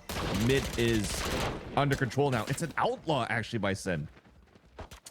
Well, even better. Yeah. If you're just holding on to these angles, you really got to give it up to Novi here for a good disciplined look early on. Again, I was just saying with this comp right here, of course, it is just expected that the duelists are going to be more or less in your face. They're going to take advantage of at least the early interaction, try to get the early picks, just so they can then back up and be disciplined. However, for Novi, they were given LCI complete map control there. Yeah. All they were doing is at least keeping an eye on the scenario, just making sure LCI aren't getting into too dangerous of a position without at least somebody from Novi being there for the angle. Yeah, and my apologies, Chad. It was actually Novi that won the pistol round. I just got caught by that 1-0 for Lethbridge, that one Icebox, and I thought it was a pistol round one on the scoreboard. So we go back. The Outlaws totally normal there on the second round coming through, as they have now their bonus round for Novi against the full buy of Lethbridge. And it seems as though right now they're looking to pop fairly quickly towards this A site. FlameDroid already putting a smoke towards the pond. A satchel towards the right side, a crossfire set up from the defensive end. That results into a first blood in their favor. We might have had a couple players there on the other side of the smoke, but it is just a little bit of a burst already. Coming out from the short area, Sen. Arnie does have a shot, but it's actually Rabbit that ends up following up LCI. Long-range Judge, so I'm pretty sure he hit for 140 so that No, that Judge could do that damage. Yeah, absolutely. I mean, what a great follow-up, though. What a great little combination there. Just the fact that Rabbit not afraid to use the Judge and what is, yeah, a little bit long of an angle here. But yeah, alongside the Outlaw, alongside the fact that you have 2 more teammates with you. Actually, no, 3 more teammates as they started off here in the A site. Yeah. You really can't complain about that Judge being a follow-up option. But LCI, again, left on an island. And they're just going to leave the spike even deeper on said island. LCI only has 1 player left. Yeah, and that's where, again, the storyline stays the same, though, at the point that I was trying to bring, that the coach probably said we need to be a little bit more disciplined on how we're playing in these rounds. When we played towards Icebox, they had a great lead. They had so many players that are able to pop off in the right moments. But when it came down to the important ones that actually could have brought you towards that finish line to actually be on the winning side of this series so far against LCI, it was not the case. So now you have to make sure that those protocols are good. So on a 3 versus 1 in the pistol round, they played it safe. In this situation right here, they had a perfect crossfire setup. They kept the players from LCI just pinned towards the A long just by the orb. And what did they do? They just cut the rotate. The angle's being watched by Cloudy. And then, yes, you're leaving the spawn open a little bit, but if there's a plant towards the B site, then the whole team could rotate overall. So I'm starting to like what I see here from Novi, being a little bit more composed. And maybe that might be that solution that they'll need here going into this map, so that they could potentially push this into a third map, which would be Lotus, where both of these teams are actually really good at. But yeah, in round number 4, we already have an early timeout coming out from LCI. And I think that's the same type of conversation coming through right here, because you're not going to try to do anything with this current buy. You're on an eco for LCI. You just have to make sure now that the same chat comes through from Coach Ty, and they're going to be able to hopefully have the same type of protocols here that Novi has finally instilled in the second map. Just trying to see where the kind of priorities are here for LCI, for them to at least, you know, kind of shake off whatever bad juju is going around right now and how they approach this next round. I mean, again, for these types of rounds, you would like to see, of course, a win. It would be really cool to see that Thrifty come up on our screen, for sure, for sure. But at the end of the day, you really are just expecting, you know, some sort of confidence booster for the team that's down. You can't expect anything more than that. Sen does heat up a little bit, gets his kill onto Travis, but again, for the rest of this team here for LCI, they are just together right now, combining their efforts. And again, all you could really expect is for them to potentially take away 2 or 3 frags. That is if Novi kind of just starts to recontemplate, kind of go for a little bit of a paranoia approach at this point. They have no idea what's going on with the rest of this map, so they are just repositioning right now. Hopefully that theme doesn't continue here for Novi, because they have been really good at holding down these angles. Yeah, and it feels like for LCI, they don't really mind waiting till the last second so far, especially the Clove still being alive. They could still smoke for the team to just try to get a wingman plant. If they could actually get a plant right now in their eco, they're going to be in a pretty decent spot. That knife is actually going to do a lot, but the paranoia already came out first, and now the opportunities to try to come in for a plant maybe could work, though, as Freaky Goop was able to trade something out. And okay, and these players from Novi are a little bit plugged away right now. LCI, they do make an entry technically here on site, but oh, Sen, it was pretty much fully flashed there. He got a little bit of a flash in his face, but hey, even then, You got to give it up for the good plays. Sen, more importantly, though, able to hold on to the operator. I'm sure another player would be able to hold on to it. But with 3 players surviving there for Novi, that is pretty much best case scenario there. LCI. Now, this is the big one. We've already seen a little bit of a comeback come out from them in that last map. But this one would be an extreme mountain to climb. They need this next round just so Novi doesn't potentially go up by 6. And we saw in the previous round here just simple stuff going on from LCI, which is totally fine. Moving through, grabbing the orb, trying to get a plant down. This would have given a Thrash available, though, for LCI in this round. But now they have 3 players who are actually pretty close for an ult. The Clove, the Gecko, and the KO. And I wouldn't mind to see Stone picking up a KO ult here to have a wingman plant for this Thrash ult in the post plant. But instead, they're just holding it slow for now. A 2-1-2 setup. Or a 1-3-1 rather, taking a lot of mid control instead of orb objectives, and already you're taking advantage of it on the A side, denying at least that capability, that possibility for LCI to pick up an orb here on the A site. So pivot to B we go. Pivot from the mid side is fairly possible, though, for Novi, purely because there's so many lanes for them to watch a potential cross into sight. But with the cage alongside the Clove smoke, ends up working out pretty much perfectly here for a red carpet approach for LCI here into sight. Still have Novi needing to kind of break in right now, needing to get at least a single angle on any of these players from LCI. And indeed it happens. Ravitz! Right through the smoke, just pre-firing the corner, able to get Freaky Goob. Travis Scott still bursting on in. That TP is crazy, but it was just a fake. Sen stuck over in the back, but might have a one-on-one in his hands. Does he step out of the smoke? No, he does not. He has a 1v2 to deal with, and it's a tough one. Sen does have the up, like you said, but there is finally the break from LCI. That was very, very tough for them to get that round, though. It looked like it could have been Novi that could have retook that site. Look at how low that Clove is towards the end of that round. Probably around 10 HP remaining at that point. But if anything, it was the Gecko having the ult after the trade towards the market. I thought we were going to try to use the Thrash to push even more deeply into Boba just to make sure that you control the area so you don't really leave Stone on an island inside the market at low HP trying to fight for his life and fend for his life alone. And at least they're able to get all these trades towards the end and making sure here that they win the round off. Again, heroic plays. Sometimes you need those moments. Actually, oftentimes in this series, just to make sure here that we can keep the game somewhat competitive on both sides, right? Because both teams are doing similar things here with this hero plays, and we're about to walk out for contact. And that's the KO ult down. Oh my goodness, yeah. At least the revive should be coming in fairly quick. This Freaky Goob picks up. Okay, yo, back off his feet, but again, you still have a tough approach here for the fact that it's going to be a 5v5 retake. Sen already chips it down. Great positioning from Sen.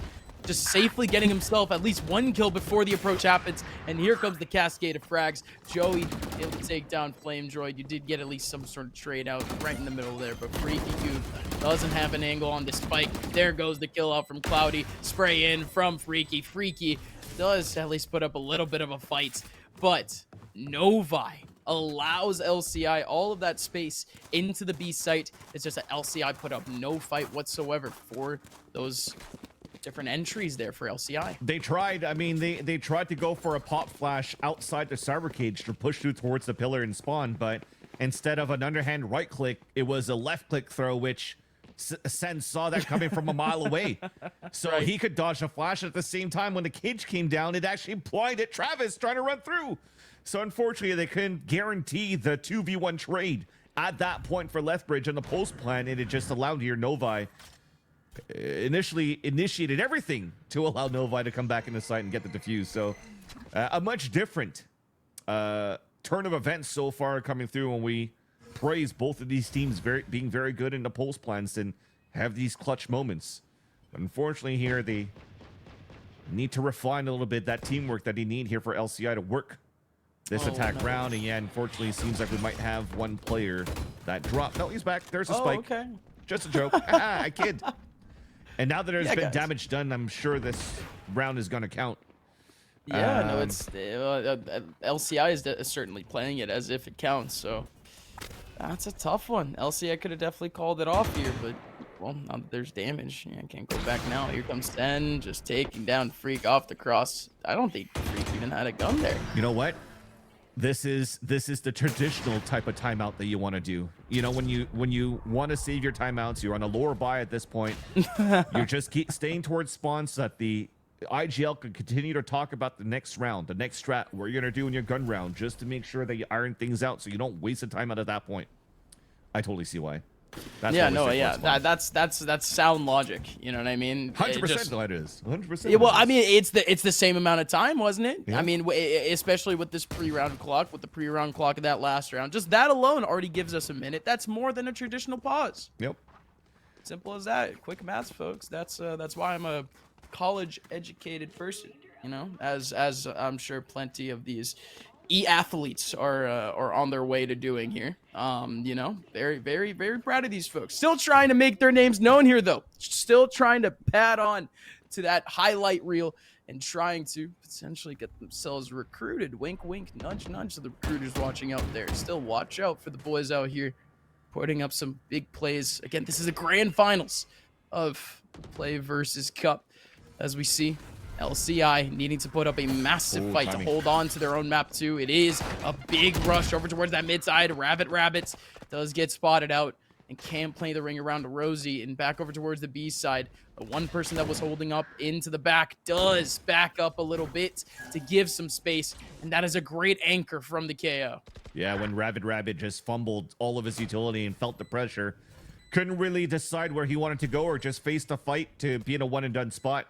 This gives a chance right now for Lethbridge to have such a clean post plant scenario. At this point, no choice here but for Sen to save his operator once again, and for a teammate to meet with him so that he can keep it in the next round. So nicely done. I think it was just some basic stuff that came out here from LCI on how they want to take control of the market, and one small misstep coming out here from Rabbit.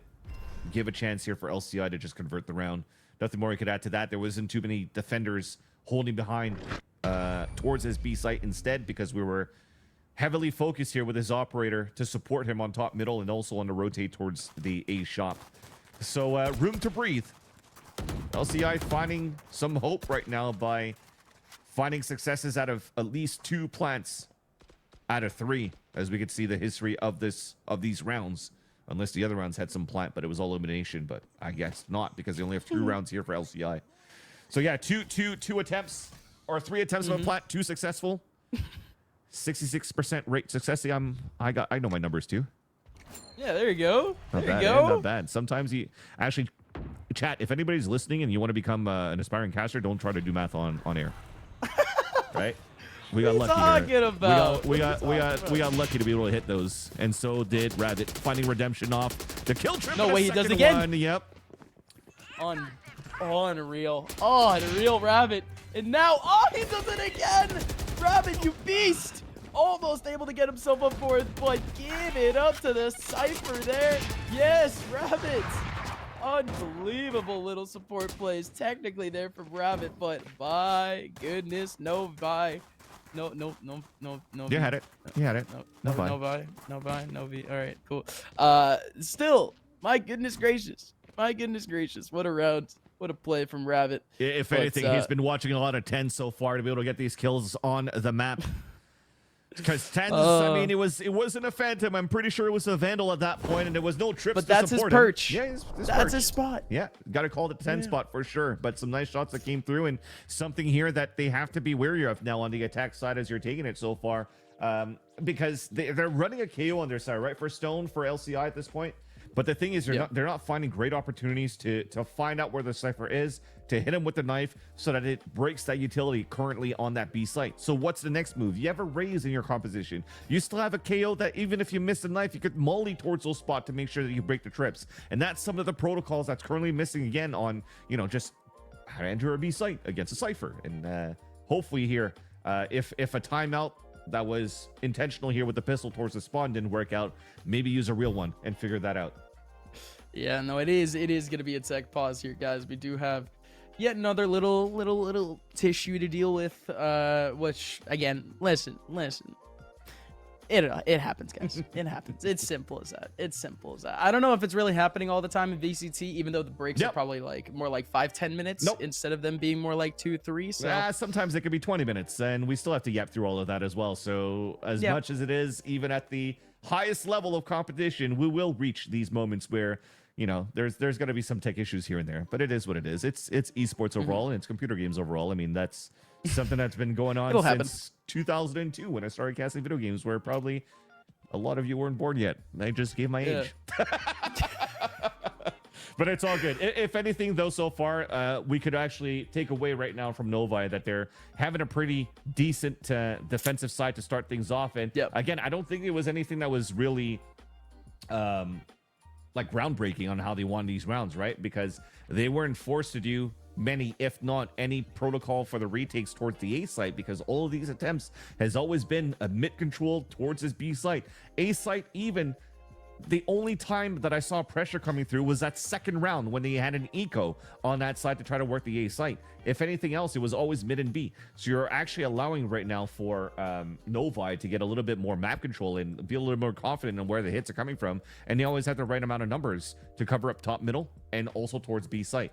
That's where maybe I'm hoping to see the mind games start to come in. The condition has been done at that point that the players are always going to be fighting for top, mid, and B over on Novi spot, and then hopefully they could capitalize on something here and get some value out of the ults as well that they've been keeping for a bit. I'm pretty sure, unless the Clove already used their ult, they should have that around here for the next few rounds. They did use it. I want to say like 2 or 3 rounds ago, but that was actually during that was the one time that the A site actually got taken, and it was during the fake pause. The first, not actually taken, but at least attempted. You know, we saw 4/5 of Lethbridge, you know, head over towards that side of the map, and there's the conditioning. Like, what more can you do at that point? Still LCI, here we go.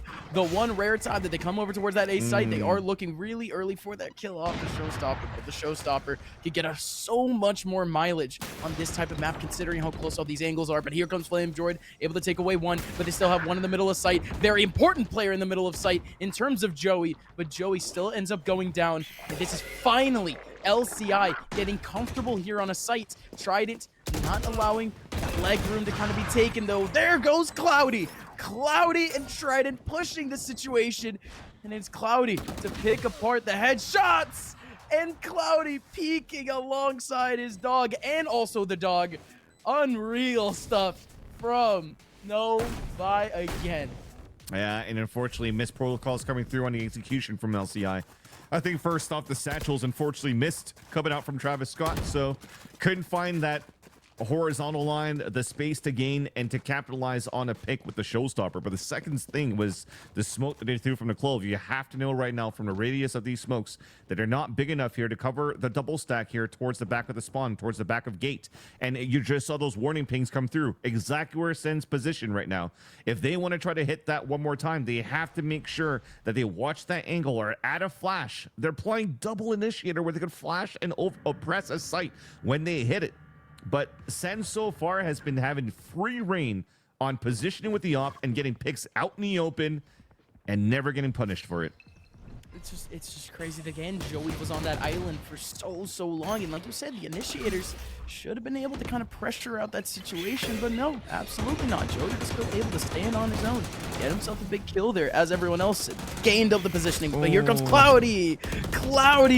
Again, even though the initiators are going in, you can see some of the flash effects going in his face. It just does not matter. Novi, this is the most impressive either one of these teams have looked on any half so far. And LCI, again, because of the fact that they are just dealing with the sidearms, just can't be able to put up any sort of realistic fight for the rest of this round. Just good stuff again. Cloudy coming up big. It was going to be the first nice try coming out from Lethbridge, though, because the knife actually finally hit Cloud at this point where all of that util was gone. They gained the space. There's no camera. There's no drip. And unfortunately, the share shots didn't hit. Oh, gosh. It would have been a fully different story here if those actually hit for them to get the plant down and bring the economy up for the last round. But, I mean, they were on a sheriff buy, yeah.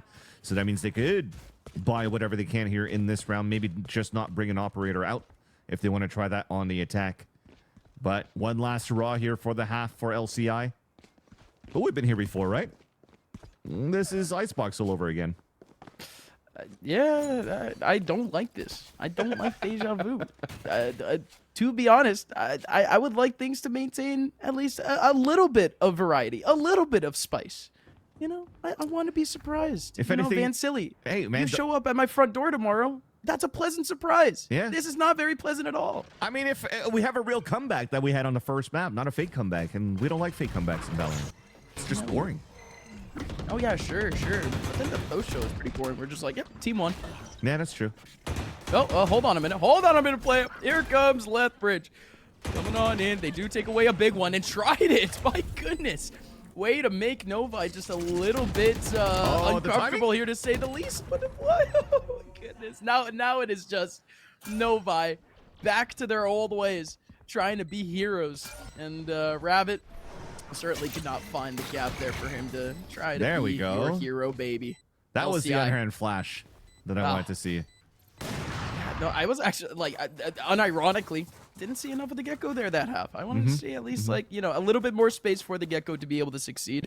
But in all reality, Novi, they had some great holds throughout that half. No positioning whatsoever for LCI to actually get comfortable on sites and pull out the initiators. Yeah, pretty crazy, actually, if you're looking at the scoreboard so far. You talked about wanted to see more of the Gecko. Couldn't get any plants through and 0 assists at that point. So you could definitely see that for LCI, they had a little bit of a tough road on the first half, just trying to get some good map control, some good space towards the site. But at least they had it on that last round, that thrash. That's what I wanted to see on that round before when they were playing in their bonus, or something like around 3 or 4. They had their thrash ready, and they could have maybe closed the gap a little bit more sooner. Nonetheless, though, they have an opportunity to fight back. This is still a great comp for flood retakes, for map control, for early information. You already saw the knife being thrown very early towards the map. It allows Hitter Clove to pick up the orb, and now they're just going to rotate around the map. They have an opportunity now to read that they hit, and the pressure is coming in more towards middle, although they left everybody. So when they leave everybody here, it gives a chance here for Novi to go for a mid-round call and run back towards the A side, and everything now finally gets reset. Just anticipating what sort of call here Cloudy can maybe make. He is just trying to drag away some of that attention here from that B side, but now LCI, they just start to scratch their heads a little bit. They have no idea where this approach is actually coming from, and as they come back, there's a smoke in their face, and there is a flame droid completely on his lonesome. No, my goodness! How does he do that? He comes through the side of the smoke, and he sweeps away 3. Travis Scott, if only he could, if only that was the real life Travis Scott doing that. But no, this is the real Travis Scott, the one who can frag in the server, except, you know, not exactly more in real life. But here comes the flag. Yeah, did you say the flake? Here comes Rabbit and Cloudy. Oh no, it is all a shambles. It is all an absolute shambles. You can't do that to Travis Scott. Novi somehow picks up the pieces, and it is Cloudy with the 2K at the end. Travis, yes, somehow got those 3Ks towards that gate, but unfortunately here for LCI, they just left players unattended. After that trade came through towards the spawn, they thought, again, you should have played some protocols, played a power numbers, and try to identify where that last player was, where Travis got traded from, and where potentially that player could be, and nobody was watching that the backstab. He pushed all the way back towards the spawn, got a double swing here with Cloudy, and just allowed here Novi to salvage the round. That was beautifully done to salvage the round back for Novi and really take the win away from the sails of LCI and give a chance for Novi to have a one-sided finisher on the second map and to push this into Lotus. Yeah, it's gonna look pretty clean. At least the entry going there right now is, again, Lethbridge just couldn't put up a fight this early on in the half. The sort of firepower that they have in their hands, they're always going to try to put up some sort of numbers, though. There goes Freak doing his thing. Freaky goob. See if he can match Freak, but it doesn't happen. There goes Novi. There's 11 rounds going their way. It would have to be an even more intense comeback than what we saw, of course, in that first map. It was technically a little bit of a comeback. It had to be Lethbridge, kind of with a little bit of a rally in the beginning of that second half, but a whole different story. Novi looking solid at the moment.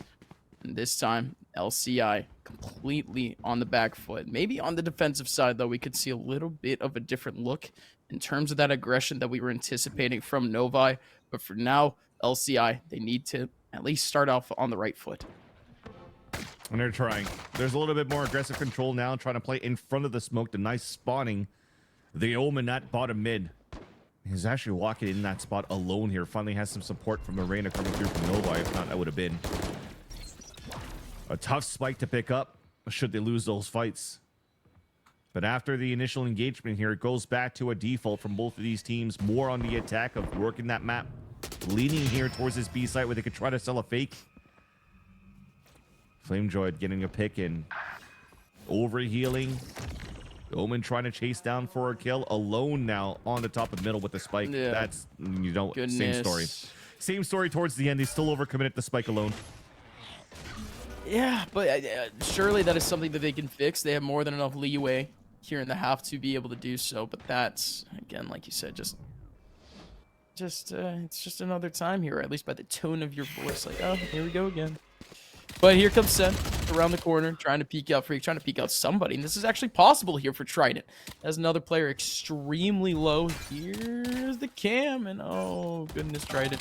Oh, goodness. Oh, goodness. Seekers How is he doing one. this? He still has the Seekers. FlameDroid holding onto his position. Spy Cam Dart can finally get removed. The dog's going the wrong way. The dog's going the wrong way. FlameDroid doesn't expect the dog to go away, doesn't expect the cancel, and tried it. It does not matter what little fundamental mistakes there are. Novi just shows the difference by the end of the round. Maybe the shot was to walk down towards middle and just give up the spike. Yes, that absolutely calculate. That's gotta hurt, man. That's piss round and your gun round that should have gone into your favor with the amount of first bloods and player advantage that you have on your side. Something that I praised Novi in the first half, that they were doing very well to play their numbers and watch each other's backs to make sure that they capitalize on the round. This time, I mean, even if Lethbridge pushes down and gets the first blood over here, I don't even know if they're going to be able to convert it. Their money is so low. They got Bulldogs, got low buys, probably submachine guns for a couple. And Novi's in a great spot now on a pulse plant fighting through. At least now Novi, yeah, exactly. The overheat actually comes in, and there's no way it actually works out here, right? No. Okay. All right, beautiful, beautiful. Even though the flash does come in pretty strong, it is going to be LCI. At least collecting up one, but yeah, Novi had full control there. Yeah. They did not need to pull off that move by any means, but still, give it up for LCI with their fourth. If anything, it's only a matter of time at this point, right? As I said, the first round, when you lost that pistol, the wind is out of your sails, but with that gun run that you lost, the ship's actually sinking at this point. And it's only a matter of time now, as you'll have economy at this point here for Novi. The more they go through these rounds, they'll have ult economy at the same time as well. I mean, even at this round, they're the last round that they lost, they're still in a pretty decent buy. And they could continue to do these forced buys in their favor because they have so many rounds to play with. And, oh, okay, nice shots at least coming out from LCI. But needless to say, if they continue to chip away towards the economy of LCI round after round, and they're starting to build up the econ on their end, at some point, it's just going to be the inevitable.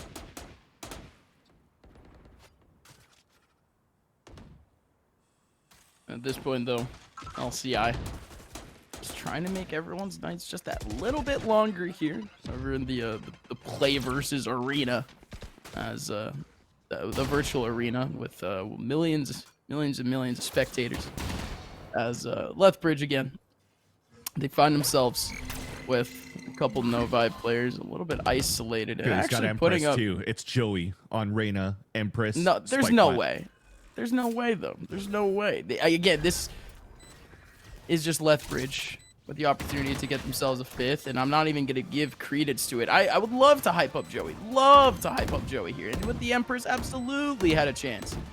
But this is the Lethbridge that we've been waiting for. These individuals can actually play up as individuals at this point, focus on their frags, and they're able to combine to take away Joey. But again, that approach that we saw from LCI early on in the round, don't really know if they're going to try to go for it again, but at least the comeback can really kind of start here, can at least continue here strong. We do have the sidearms coming out and the hands in Novi. But, yeah, again, long road here for Lethbridge. It's going to be a matter of time before, again, that more aggressive approach kind of gets broken down. Wonder how the satchels are going to be. I thought we were potentially going to set up here for a Paranoia and double satchel into market with the Bucky, but instead it's just going to be good old slow split that your smoke's already picked off as soon as the bearers came up. So that's going to make it very difficult for you to get into a site with no smokes.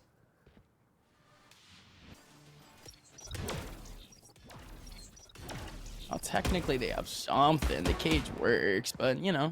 Oh, okay. Freaky Goob knocking it down anyways. How are you gonna do it without the dismiss? Huh? What are you gonna do about it? Huh? There is no dismiss. So now it's all gone. The hopes are all gone, surely. And actually, res? Wait, what? Hey man, now?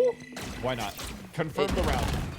I guess, but goodness, Flame Droid. Certainly. I mean, hey, you know what? The economy. I respect it. Because every other time it was a round for Novi or a situation where they maybe could have lost it here for Lethbridge. So keep your numbers up. I'm down for it. I'm still scratching my head. You know, it is firmly being scratched right now. Maybe even scritched. But it could be confusing. But it still worked out, so that's all that matters. Yep, exactly. And now it's actually a good economy coming towards the side of Lethbridge. Of course, they can't lose any more rounds, but they have opportunities to still have healthier buys. The more rounds that they win, they can buy for their teammates, while Novi continues to scrape the bottom of the barrel here for buys. Flame Droid played around the smoke. Actually, the dog might have dodged him. The paint shells kill him as he was trying to break the trips. That is a crazy way for that to happen. And Sen actually lands and he picks up yet another frag and the nades come back! What a play from Sen. Their utility comes out to play. And unbelievable. The showstopper almost just got yet another downtown frag. And this time, the dismiss from Joey escapes the showstopper. And that is an explosive way, to say the least, to send Novi to the third map. That's so sad. That's so sad. That's got to be so heartbreaking. And almost at the point where you kind of wish they're Upmind on that previous round. After all, that Flame Droid did save their ult on Clove. So they could survive here from the paint shells. Initially used just to try to break the trips towards main. So that protocol that was mentioned before here that was lacking for the site execs towards the B site to fight against a Cypher. And it becomes here a victory. A double nade kill of players just running into nades. That's how it ends.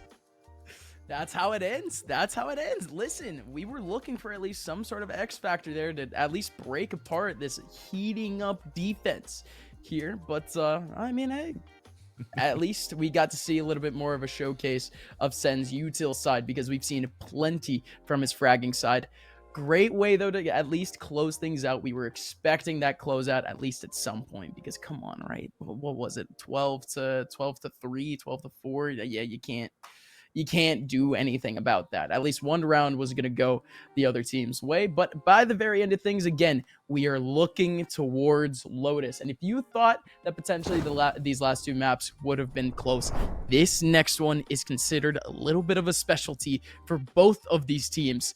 So we could really see, again, solid roles coming out from both of these two teams.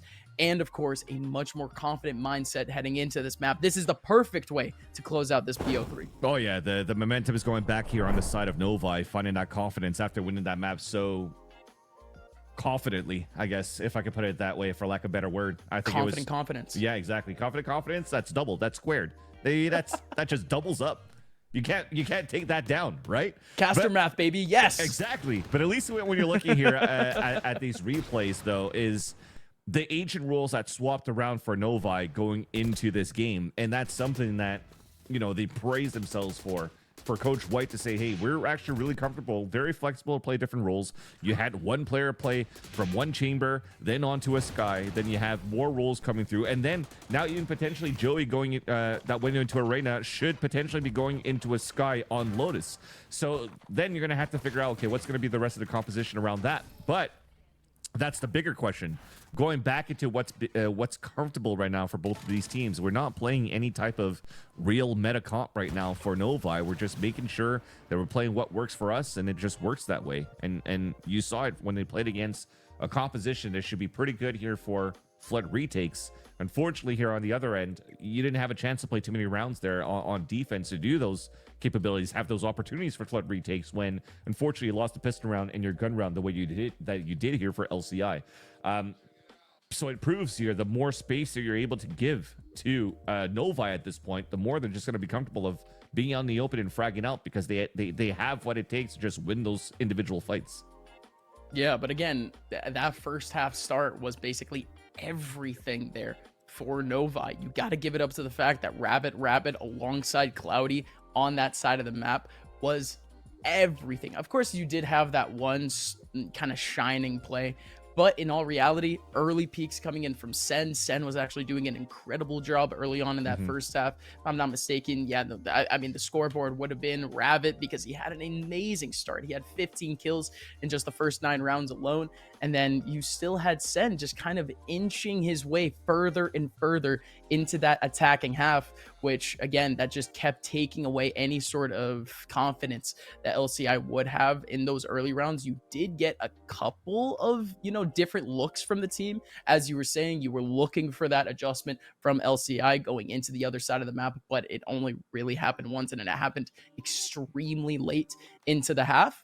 So again, as we go into Lotus, as we go into a map where both teams are, again, comfortable, it's going to have to be a little bit more of that game of adaptation. And this is really where we get to see where pretty much the boys get separated here from the men. Which ones here are pretty much those next up type of players for our semi-professional, professional scene, the future of Valorant. Because again, the players, they're ready for this map. They should be ready for each other's looks here on Lotus, considering the fact that we've seen it in the past.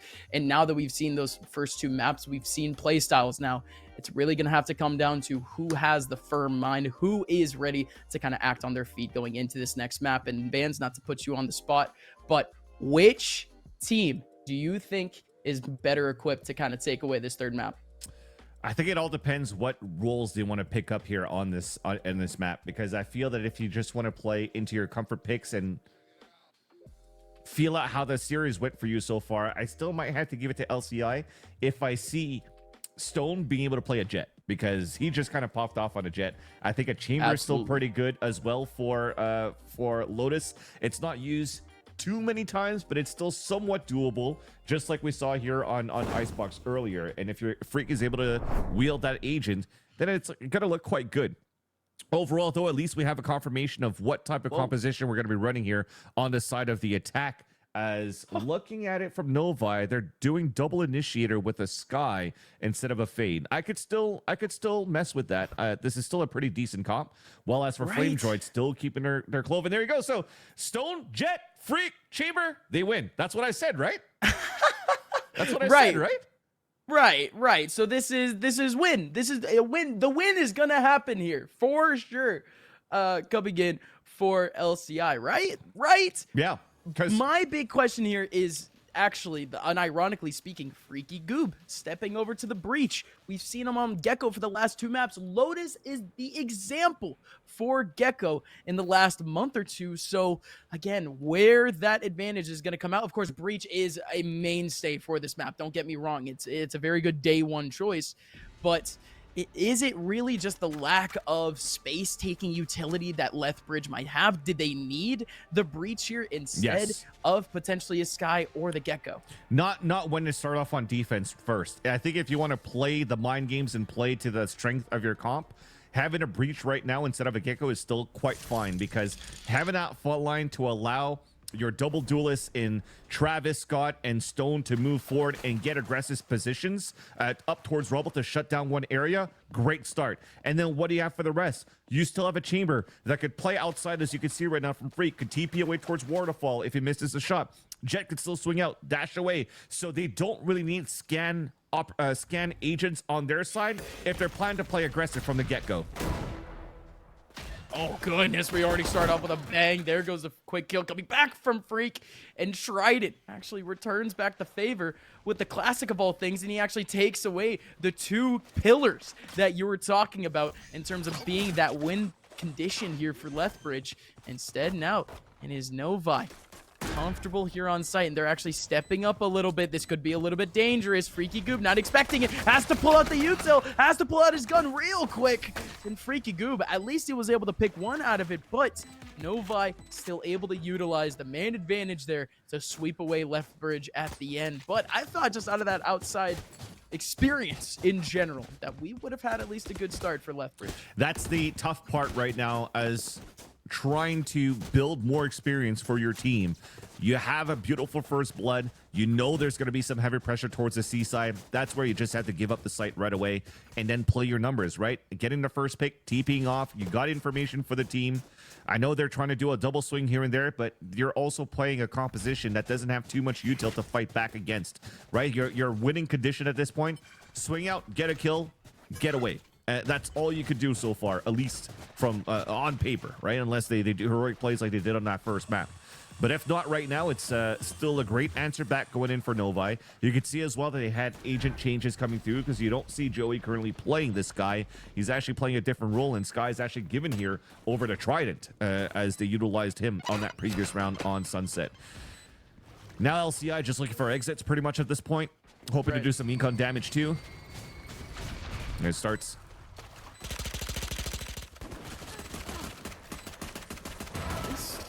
Working out here for Novi, at least trying to keep it clean, but you gotta give it up to the fact that they do have so much coverage in that front side. You need to have those pistols essentially walking out into the dark, into the deep, without knowing whatsoever where any of that aim is going to come from, where any of that pressure is going to come from. So good fundamental play to try to hold up that side from the defenders. But now we reach the big time. We have the guns coming out for both LCI and not so much Novi. No, gosh dang it, guys. You'll get it at some point. Come on. I will get it. But Novi, baby, Novi. They will have the opportunity with the guns coming up in the next round, but not in this round. You already have a little bit of pressure extremely early on from the Clove, allowing potentially an early peek from the players over in C. But the focus here for Novi, 4 now is over towards A, but they have a player coming out over towards the mid side, over towards B, to try to open up a second prong for the B attack. Yeah, just going for a nice little baby door pop into the B site. Late lurk from the Cypher.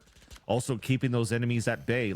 Lethbridge, if they only stay back towards the spawn, still a great opportunity to work the map. They want to open the revolving door here towards C, but looks like the commitment is going to be, no matter what, towards the C site. Seekers to follow behind, bringing the aggression and your bonus. Oh, no. Don't make those same mistakes, boys. Again, we saw plenty of times where that aggression does kind of go against Novi, and it kind of does. It's not like Lethbridge didn't have the advantage there in terms of the firepower, but Novi, not exactly trying to play time there. They were trying to exacerbate the issue, and they end up losing out in that top side advantage.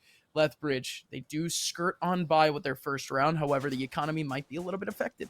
Yeah, and it wasn't so bad here on the call for Novi to work towards the spawn and fight towards that area, because they already identified Stone down towards the waterfall lane with the Outlaw. So if there's going to be any type of retakes, there should be maximum 2 players coming outside towards that B heaven, and it gives a chance for them to play the numbers, right? They had a 3 versus 2 to try to get those trades behind the Seekers, but unfortunately the shots just didn't come through, and the trade went in favor of Lethbridge for that retake.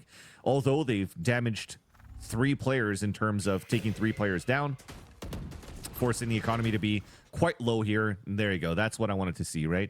Getting information, TPing away. Unfortunately, Stone pulls up his dash quite early, because he had to play into the unknown when one's pulling off, right? You don't have, again, any scans coming in for Lethbridge coming through. And that's for the rest of them to try to work the map. If any move gets done here from Novi with this Cypher to sell a lurk off the revolving door, sell a fake rather, this should be an easy B-side take. And indeed, that's exactly what we're seeing. Even have coverage back over towards Connector.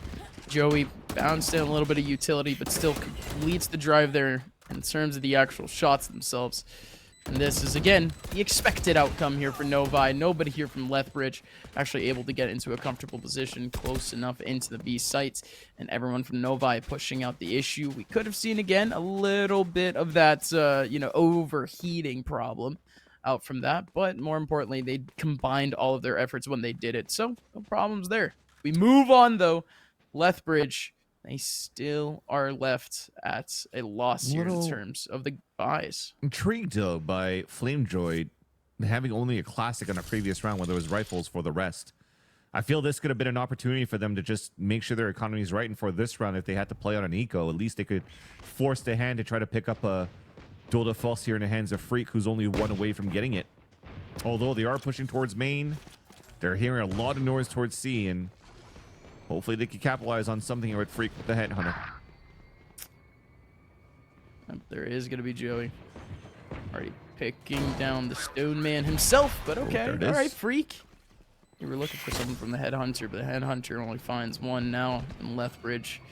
Again, the only thing that they can realistically do right now is chip away that economy of Novi. We've already had a couple players rebuying a little too much here for this Novi side. In fact, one of them is right on your screen right now. Trident, he's already down to 300 credits somehow after such a great streak coming in from Novi.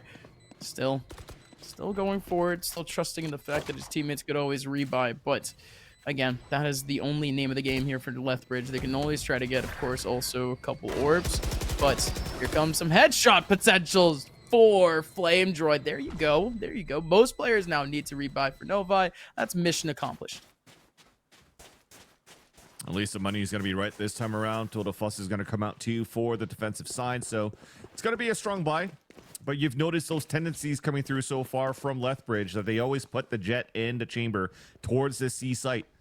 Right now, if you're looking at it, there's no new conditioning coming through, no reassessment or repositioning of these players, and Novi yet still wants to move in to try to fight against this. I mean, they're pinging it at the very beginning, so they might try to just fault line and flash behind it to force the early TP. And we'll have to see. There's that flash. Oh. There's the angles. Oh my goodness. Stone does it again. Standing on his lonesome. Can he get 4? But that is more than enough of a job done here for the Jet that has been on fire throughout this game. But hold on a minute. You still have Rabbit collecting up the second kill, but that is not the most important thing to look at here in this round. Do not overheat now. You have full control of A. Cloudy giving up that A control for the taste, for the chance of some blood there over towards spawn. And oh no, Flame Droid able to stab Rabbit, but I actually just shot him in the back, so respect. In the back, my goodness. That's what you wanted to see come through here from both Stone and Freak at this spot fighting towards the C mound. I guess I understand that the pistol round was a little bit harder because literally you were playing with pistols and trying to anchor up towards the mound. But when you have a rifle and when you're also Stone as a Jet with a rifle, you could do those multi-kills. And he'll do it again with Bladestorm this time around. But the pings are deep, so they're going to try to fault line through this and maybe try to get a little bit more aggressive. At least just to try to get Freak out to answer back on Seekers. Oh, Freak. Oh, not able to TP right now. TP's right in front of him. Oh, no! No, my goodness! Travis Scott! Oh my god, straight up picking himself 4. What a showstopper. I mean, can you really say more than that? What a play. What a burst entry from Travis. Oh, everybody's so focused to try to counter Freak just at the entrance of the C site. Where a fault line, a door opening, and they never expected a showstopper. And I like it, at least from Lethbridge. They actually utilized our one-way from Flame Droid to just allow that opportunity for the showstopper to come through. And to get that much value, though, I did not expect that.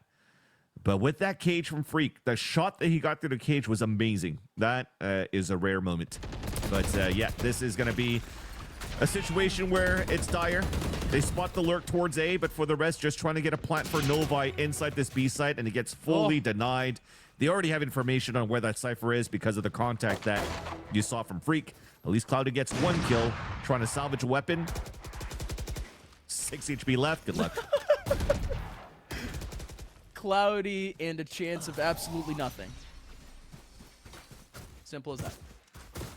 I like that pun.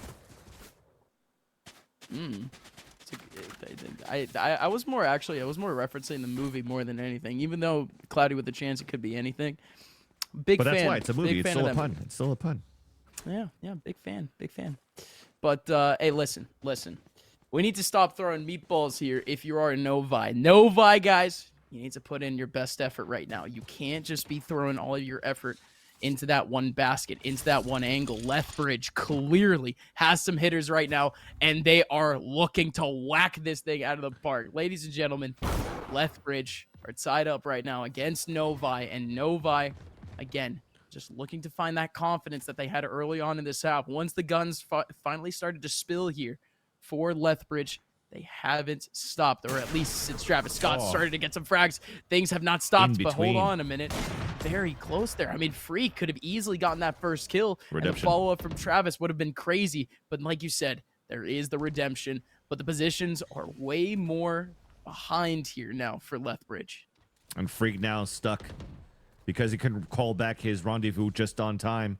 So if he's going to get flooded here from main and the door, he's at least going to have to get 1 for his troubles. Thankfully, there's a smoke coming out that blocks the vision, and it allows for him to fall back. Actually, that was a smoke thrown out on the attack. And still an opportunity here for Lethbridge to play a 5 versus 3 full-man roster against the last 3 of Novi. Freak on an island. As of right now, he does have a player right above him. In terms of Stone, and this is actually perfect. The high-low, you have the headhunter, you have the up in your face, and this is just a solo peek here for Trident. You didn't even get a double peek there from Cloudy. Cloudy just utilizing his teammate as a little bit of a burst, and yeah, Cloudy's gone. Oh, nice metal by Flame Droid. But yeah, what a comeback already. Double up! Hey, listen, I don't even think that's surprising at this point. No. With so many long little angles here with 2 players who could absolutely go crazy with those ops. Can you really disrespect the double op here coming out from Freak alongside the big boy Jet? This is why the timeout is super important here for the attack side. I mean, they won't have the economy to work with yet, but they have an opportunity to think this through on how they could oppress one of these oppers. Because if you're looking at this composition earlier on from Novi, the last time to play with their quote-unquote regular roster, they actually had like a more standard comp with a double controller of an Omen, Viper, a Killjoy, a Sky, and a Raze. Again, I still find that the initiator on Sky on this map is has fallen off a little bit, but at least this time around, they have a triple flash to get a lot of control and a lot of stuns to allow your Raze to get a lot of space. So in this case, once they're realizing here that in these moments, at least when there's only 1 op, it's most likely Stone and Freak working together towards C. If not now, they know there's 1 op on the left, 1 op on the right, on either extremities. So you know it's not going to be as strong in terms of the amount of players that are stacking towards fighting on mound. It might just be a solo hold at this point.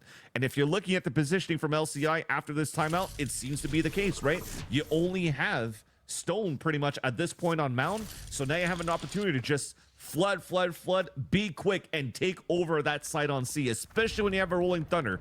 It just depends if you want to invest in that because you have a much lower buy. Yeah, but again, you gotta work with what you got. My goodness, what do you mean, where's the Sky Flash? Well, how is that such a free kill from Stone here onto Mound? There's a front line, and then where's everything else? Like, there's 2 initiators behind a Raze to try to fight against Stone. Don't care. Don't care. Simple as that. Don't care. Didn't ask. Plus, you just got ratioed by Stone. There goes yet another kill coming out from Stone. He has 1 more to go, though. Joey. Oh, they're all gone. He literally does not care. 3 kills. All on his lonesome there for the big boy Jet. As now, again, Cloudy has a 1v4 in his hands. And actually, these players are kind of isolating themselves to potentially make it happen. But Lethbridge, they found themselves down for just a quick second here at the beginning of this half, but they have driven themselves all the way already to a potential half lead going into the next. This is all on Novi right now. They have finally the ultimates that they need more importantly, like you said, the Rolling Thunder, they could have been able to utilize it if they were able to potentially isolate Stone. But at the end of the day, this is the end-all be-all potentially for Novi. Right now, they're going to try it again. This time with guns, just to try to get rid of Stone. There's a flash that we wanted at the beginning. There's the He's all the way out in the open, though. Gets a pick. And he's still shifting. I thought potentially one player from Novi would have been able to jump on through, but literally, they're giving him all the respect in the world, Vans. That's why you kind of wish you had that second initiator that could scan here around the fault lines, or maybe a prowler or something like that that you could just make sure you find out what your op is. But you don't, but you need more utility just to really. At this point, I would unload the payroll just towards the C mount if you want to push that quickly. But thankfully, they pivot back towards the A side. They can rolling thunder towards B. It might catch Flame Droid, and no, it won't. Oh, what a nice shot though, at least. My goodness, at least Novi were able to kind of scrap themselves together around here before they met up with Flame Droid. Sen, I actually kind of like that. I'm not going to lie. He doesn't flick away from the flash, but he just holds his angle just in case he's able to get a headshot there. But yeah, 2 players ended up peeking out that one, so he could have easily just been gone. But why and how is Lethbridge giving this man a chance? How is he just raw doing this? This might be one of the weirdest clutches you ever see. But Lethbridge does land on their feet. Okay. All right. Yeah, and now, again, this Rolling Thunder is still available. Money is not, though, on the side of Novi. It started off very well here for their side, and this is supposed to be their specialty as well. Their coach said it. It's like, hey, get ready for a Lotus on the attack side. This is something that we're known for and that we are very proud of and that we're very confident of. But so far, it's getting shut down by one player towards the A site. Now they just want to give it up. But as they do that, and towards the C site, they give it up towards C. Now they go towards A. They have to meet up against the other op, and maybe they're just feeling that Freak is not hitting as much. So they're like, okay, let's just try this spot, and then we'll just Rolling Thunder here from the door. Oh, this is gonna be awesome. Freak. You already see the setup he's going for right now, and he. I think he's just going to stand on his own right now with a Vandal, but if he ever wants to jump back into sight, he does have an op waiting for him around the corner, but it's not happening at the moment. Instead, Novi, just with one smoke alongside the Seeker, is able to give themselves a sight. It is going to be a car crash, folks. You just can't look away. 5v5 retake, and it is ultimate. Kind of spilling right now. Freaky Goop does kind of stand on his own right now, does get himself a big kill, but he's still over towards Tree, and they're getting squeezed right now. Player coming up from behind, it was Flame Droid. Flame Droid gets the big kill. Flame Droid ends up reviving. Now, Stone, 1v2, needs to stay in tall. No, excuse me. Rabbit in the 1v2, has a chance here, but no, can't peek through the smoke by any means. Flame Droid does finish off the frag, but more importantly, that one position over towards Tree was just one that Novi couldn't break through. Yeah, that was a great flank coming in from Flame Droid, and you already saw it from the get-go. Just trying to create that diversion, create ruckus so that the rest of the team could flood from the other side of the A site towards drop. And yeah, it was a car crash you mentioned. Both Rolling Thunders were used, and it just depended on the utility of who ran it better. And it was unfortunate here, Lethbridge, for Novi at least, unfortunately for Novi, that Lethbridge were a little bit more coordinated on that retake. Ravit, so good in the clutches from that first map on Icebox, but unfortunately another one of those moments where he had to fumble through his utility and force the flash instead of trying to swing out for the kill. Understandable. It's a 1 versus 2, and it was just a full stick defuse for LCI in the end, trusting each other in the process. Now they take the lead by 4. They have an opportunity now with this composition to take some heavy rubble control and just hold that spot here and force everybody else to move towards B and C. This is big moment for Lethbridge over towards the mid side, over towards B. They've all collected themselves in front of Rabbit, and Rabbit has already been forced to get himself away. Rabbit was playing more on his back foot a little bit, looking more for picks over into the B site. From the back, see connector, but instead, here comes a full team retake coming in from Novi, and it is a spill of kills as Travis Scott able to get 2. Freak does get the trade back. Flame Droid just trying to go on through. Spray coming in from Joey. The defuse. Foley going in, but Freak closes it. There goes the defuse again. Freak, he's gonna peek! But the defuse comes in from Joey, and even stronger is the ace in the hands of Joey to kick off the second half. That's how you want to start things off here. One heroic play after the next, and that's off Joey. Yeah, I mean, these are all very well done in the first place from the other players that walked inside the site and did all that damage to allow Joey to get these trades and also get the full stick towards the end. And we mentioned it, one player to look out for. Joey usually playing a Ska on this map, now playing a Breach.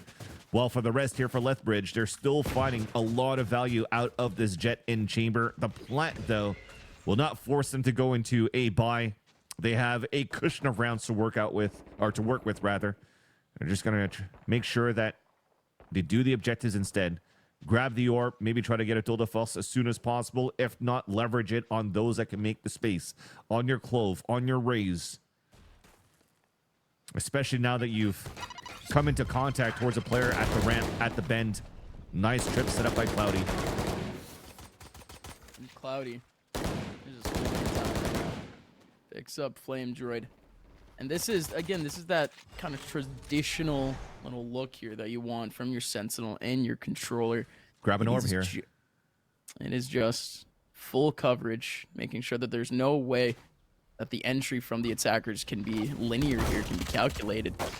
But there goes a pass by from Stone as he's gone. But yeah, the orb was there. That's you where end it's up getting important. at least some sort of reprieve. That's what you needed, right? You tried to play the contact play towards the C site. It didn't work out. You still have a player alive towards Mound. The other player is meeting up with you as a teammate. Travis, if he grabbed an orb, he would have been at 5 and 8, getting even closer here to an ult. At that point, it may seem so minimal, but it's something that's so important in the long run, especially when you're only in a lead by 4. This is a great opportunity right now for Novi to come back in the game because they still have a much traditional composition here that they could leverage some good retakes, some good deniability. Like, look at the protocols that are running towards this A side, right? Now for Lethbridge, though, just a full exec orb gets picked up finally, and that's from the Clove. C-site open. Cloudy. He did have the setup ready to go. But like you said, C-site is completely isolated right now. It was just a one-shot potential from Cloudy. But this is big from Novi. Novi can kind of still scale their way up a little bit, but the Rolling Thunder is going to be there as the cherry on top. You still have 2 players holding on strong, but the Rolling Thunder has left so many players discombobulated. That alone has swept away Lethbridge and taken away their chances for the rest of this round, as Flame Droid needs to back on out, hold on to his gun, and oh my goodness, we have a ball game here in Grand Finals, the very final map of Grand Finals. Novi 1 round away from tying things up. Dude, how did he get a rolling? Oh yeah, he got an ace 2 rounds ago too. No yeah, wonder he got a Rolling Thunder so early. And that's the other thing too, right? It goes back to what I was talking about. Flame Droid is the one that's picking up an orb when they're executing towards the C side. It could have been Travis Scott. You need to use these ults on your side to create that space. I don't think it's going to. Well, I mean, they have a different game plan, right? That's probably. I won't judge the playbook that they're trying to bring out so far. At least on this end, they're trying to leverage the Clove a lot to create the space instead, so that they could kind of just beat behind it. Which I could go with that. I could go with that. But for this time, it's again like we're going back into maybe more one ways that needs to be thrown. It's a little bit late. There's an opportunity to get through this, and the one way actually missed. This is such a strong hold here from Novi, though. Hold on a minute. How many players go down here for the CT? I mean, that's another game that I'm doing a little bit later, but still, the defensive side. My goodness. All 3 just fall apart, but you couldn't really see a direction there.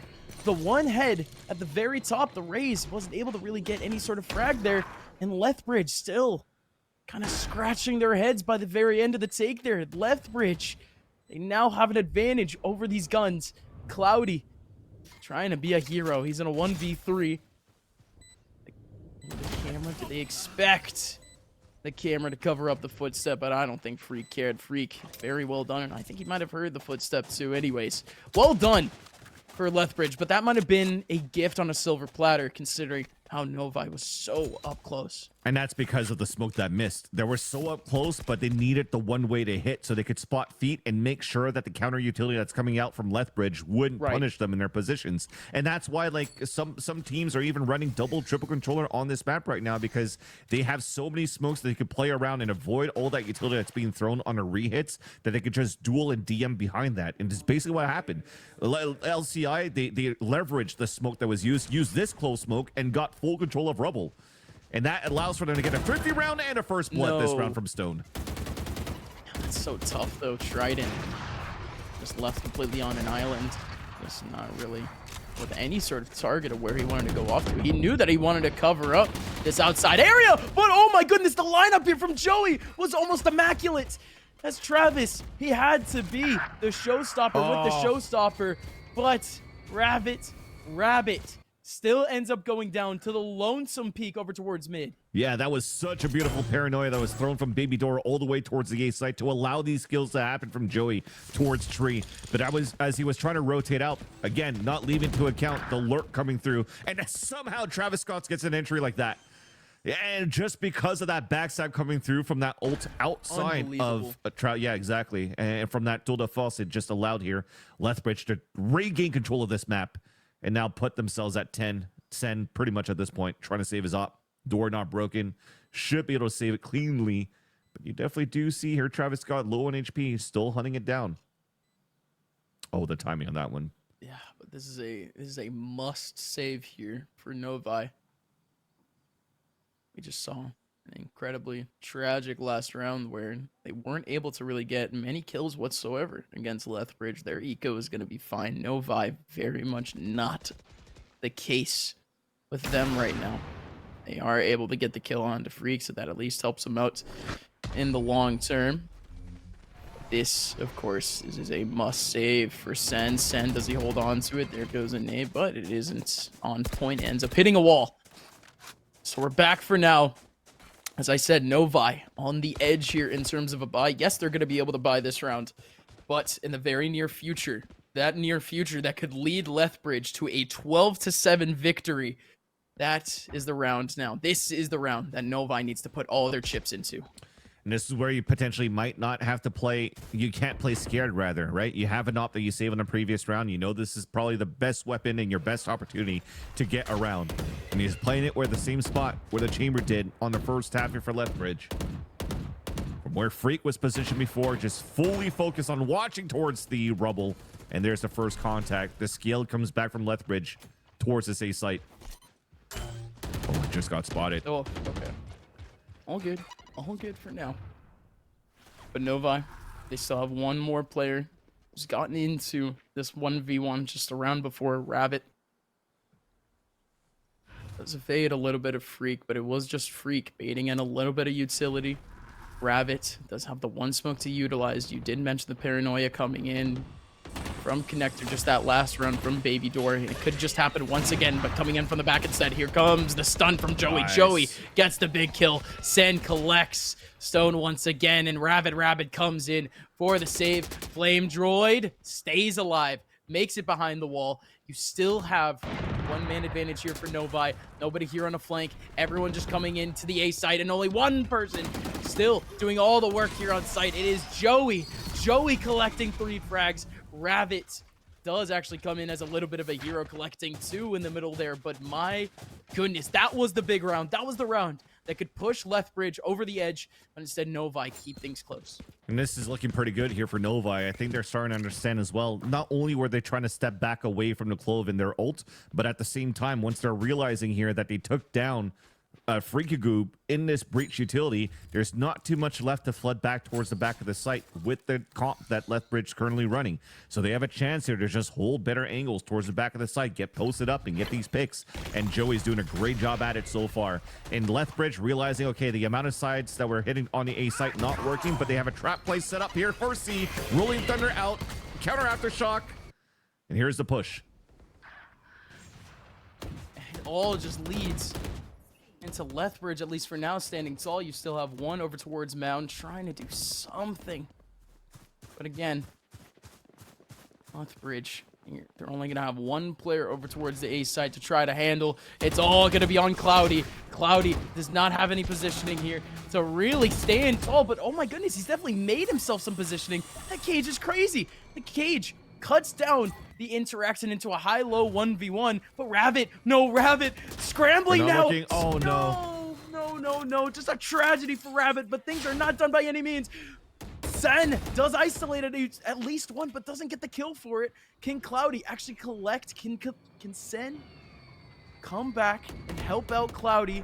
Cloudy is in a great position, waits for his opportunity. Beautifully done by Cloudy. Sen needs to somehow play with Cloudy now. Now there's a 1v2. They cannot give Travis Scott isolated 1v1s. He is off to B, where he will be able to plant. I'm so surprised that they decide to open the door for Lethbridge on a 2 versus 2, knowing exactly where the two players were at. Instead, they could have just done this in the first place. Pick up the spike, break the door, and play a 2v2 on the pulse play. The reload's going to get heard. They know his baby door.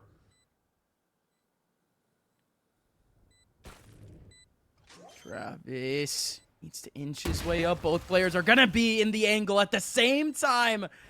And this game continues to just inch closer and closer and closer. Novi, that was the little bit of a break that they needed, though. Lethbridge, they had the time. They had the gap to come back over towards B. They just didn't commit to it. Yeah. And because they've opened the door and they were still afraid here of Sen on that flank that you were talking about, now you're just not allowing yourself to just focus on one angle, and you're just looking back and forth, and the timing paid off, in favor of Cloud, is swinging out to get the kill. So now, unfortunately, here is a round that you're probably going to want to take back for LCI, but at least, thankfully, you still have a pretty decent econ. Lowest buy is a small shield out from the breach. Allowing here for Lethbridge to not pivot as quickly as usual. They want to look at Mound first. Now here comes a Rolling Thunder. Full execute towards the C site. Cloudy's been good on these trap kills, though. Nothing here for Cloudy just yet. The trip's not there. That is beautiful from Rabbit, though. Barely gets a chance. Joey collects his own. Cloudy does get flashed, but here comes the Seekers just to try to help out Lethbridge. They're getting pushed all the way back towards the outside as Novi once again does have positioning here on site to be able to take away that spike. Lethbridge on these true post plants haven't been able to do much. Novi, they've done a great job chipping down these players one by one, but it's not over just yet. Still 1 to go here in a 1-on-3. Can Freak do anything about this? No, he cannot. Novi already completes the comeback before Lethbridge got any closer to that 13th mark. And a great spot to play the pulse plant too is planted for Mound. All three of them played on the outside, and there was no smokes actually to cover the defenders on the retake. So basically you're on a 2 versus 3 out towards the Mound. That was all the chances in your favor right there for Lethbridge to be able to win that and then just focus on the last one diffusing inside that site. But unfortunately, you just saw it. Shots just weren't hidden. Like easily put. Novi, sorry. Dude, you said it so many times and now you got me confused. Novi just simply won their duels, and it just didn't allow here for Lethbridge to really win the pulse plant. So this is a super important timeout now. We talked about the cushion that Lethbridge had at the very beginning. They don't have that anymore. We're tied 10-10, and Flamejoy, I mean, he's going to be able to buy with everybody else, but with a low buy here, hash shields, with a Vandal or full shields, Bulldogs, something like that. But I think the timeout is to try to leverage the showstopper. And also the opportunities that they've gotten towards the C site, the post-plant holds weren't the best, especially when you're playing not to lose and you plan it for Mound with no pressure coming out towards Waterfall or back site. That's where it starts getting a little bit dangerous. I know they attempted to fight that in the very beginning, but after they lost Stoner towards Waterfall, they just turtled back and stayed back, and they paid the price. Now it's an A-site hit once again. 4 players, though, from Novi in this area. Oh, my goodness. It's all just going to be a war here in the outside of A. That is, of course, that smoke didn't come up, but Lethbridge, they're still looking to re-hit. They're still looking to come out. The stun's ready to go. The flashes are ready to go. Here comes the hit. What a shot. An electric start for Sen. Joey does the same. Lethbridge, we're just getting choked out of A. And forced to fall back, too.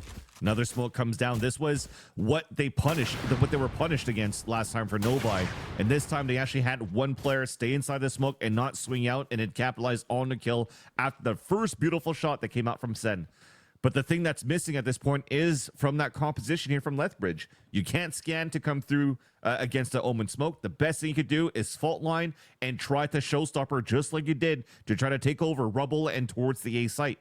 You can't Prowler, you can't Owl Drone, you can't do anything on your end. You can't even Skydog. So you're just gambling here to make sure the trades are good.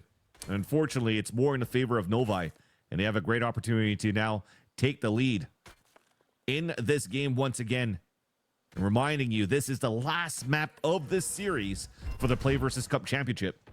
Couldn't get any closer than this at this point when the second map was a little bit one-sided out for Novi. And a battled first map in favor of LCI. Now we go back and forth with this timing from Flame Droid, but couldn't get the pick. At least to get the plant. Nope, no plant. I was about to say, maybe the dog actually almost made it to the site, but all good. And it is still looking all good for Novi. 11 rounds here for Novi. But more importantly, this comeback, this streak here in the second half has been something that Lethbridge has not been able to crack through. And again, it is just tough seeing Lethbridge going for more or less the same approach. We haven't seen any wide map approach coming out from Lethbridge at the moment. Nothing to really fake out the approach from Novi. It has all been that early investment in terms of the momentum, and Lethbridge, they go down, they falter to like 3-2 players, and they're not able to really re-hit anywhere confidently. And it almost seems like because of the composition that they have, they just need to just pump in one way and hoping that yes, they need to commit. Yeah, commit. Hopefully, hold the pulse plant. Oh, here we go. It's a fake towards B. But they might have found a gap. There's a player in the back. Oh, this is the win con. Stone made it through, and they just need to try to take down this Cypher from a pincer maneuver. Oh yeah, there you go. There you go. Stone actually breaks through and takes down Cloudy, and now C is there. So unorthodox for them to do this, but at least it's happened. Lethbridge may have a successful attacking round for the first time in a long time. Stone around the corner evades the flash. That's a beautiful kill, but still plenty more to go. Two more over towards the outside area. One more coming out towards connector. Flame Droid needs to hold it down over towards ramp. Ends up picking up the flares. And still from behind, you have the Jet coming in strong. Travis Scott from the top of sight takes down his frag. And Sen, who's been so sharp on the op, does not have any time to react to his first one-on-one. It is an 11th round for Lethbridge. It is a tied scoreline between these two teams. And it is an absolute battle between these two to decide the the very first PlayVS Youth Valorant champions. What a sick call coming out there by Lethbridge. To realize here that there's so much pressure coming in towards Novi on this A side. Usually 4 players coming through. They dash towards the waterfall where it catches Cloudy off guard. And look at the change that they have to do now. They have to place a camera into the waterfall, which means they can't really watch inside the seaside deeply. So now for Lethbridge, they could default the round, try to figure out where that pressure is going to be coming from. They have the same conditioning coming out from Novi, though, with the util, the smoke coming out towards A. But now the disadvantage comes through because the dust has settled. And you don't have an opportunity to really try to find information because you don't really have an initiator to do so. So it comes down to these ops, the plays. You see a Tilda False in the hands of the chamber, trying to find a pick at the beginning towards the B main. The door gets open too. It forces a pivot on that end, but yet Lethbridge are still heading towards C. This continues to be dangerous. Yes, and they know Cloudy's antics.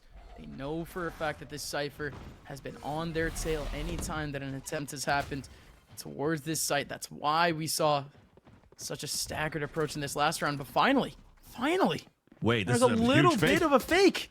Finally, Lethbridge is playing with the early positioning of Novi. And this time, they have the A site ahead of them. They just need to complete this run. They just need to make their way into the middle of sight. They still have a breach on the other side. They still have a defending breach on the other side. He has a Rolling Thunder ready to go. But is the Rolling Thunder going to be caught up, or is it going to be followed up? Everything. He can use it. He can absolutely use it. But players, they are here. They are here to follow up with it. 17 seconds. The Rolling Thunder is going to deny the plant. The stun comes in. Still holds up the player in sight. Novi might just be closing out yet another overwhelming W over Lethbridge. And indeed, it has happened again. The win condition in terms of the breach ult was there. But for the first time in this attack half, we finally saw a different approach from Lethbridge. It goes to the wayside regardless. Not the last round that they just lost, but the previous one was a great call.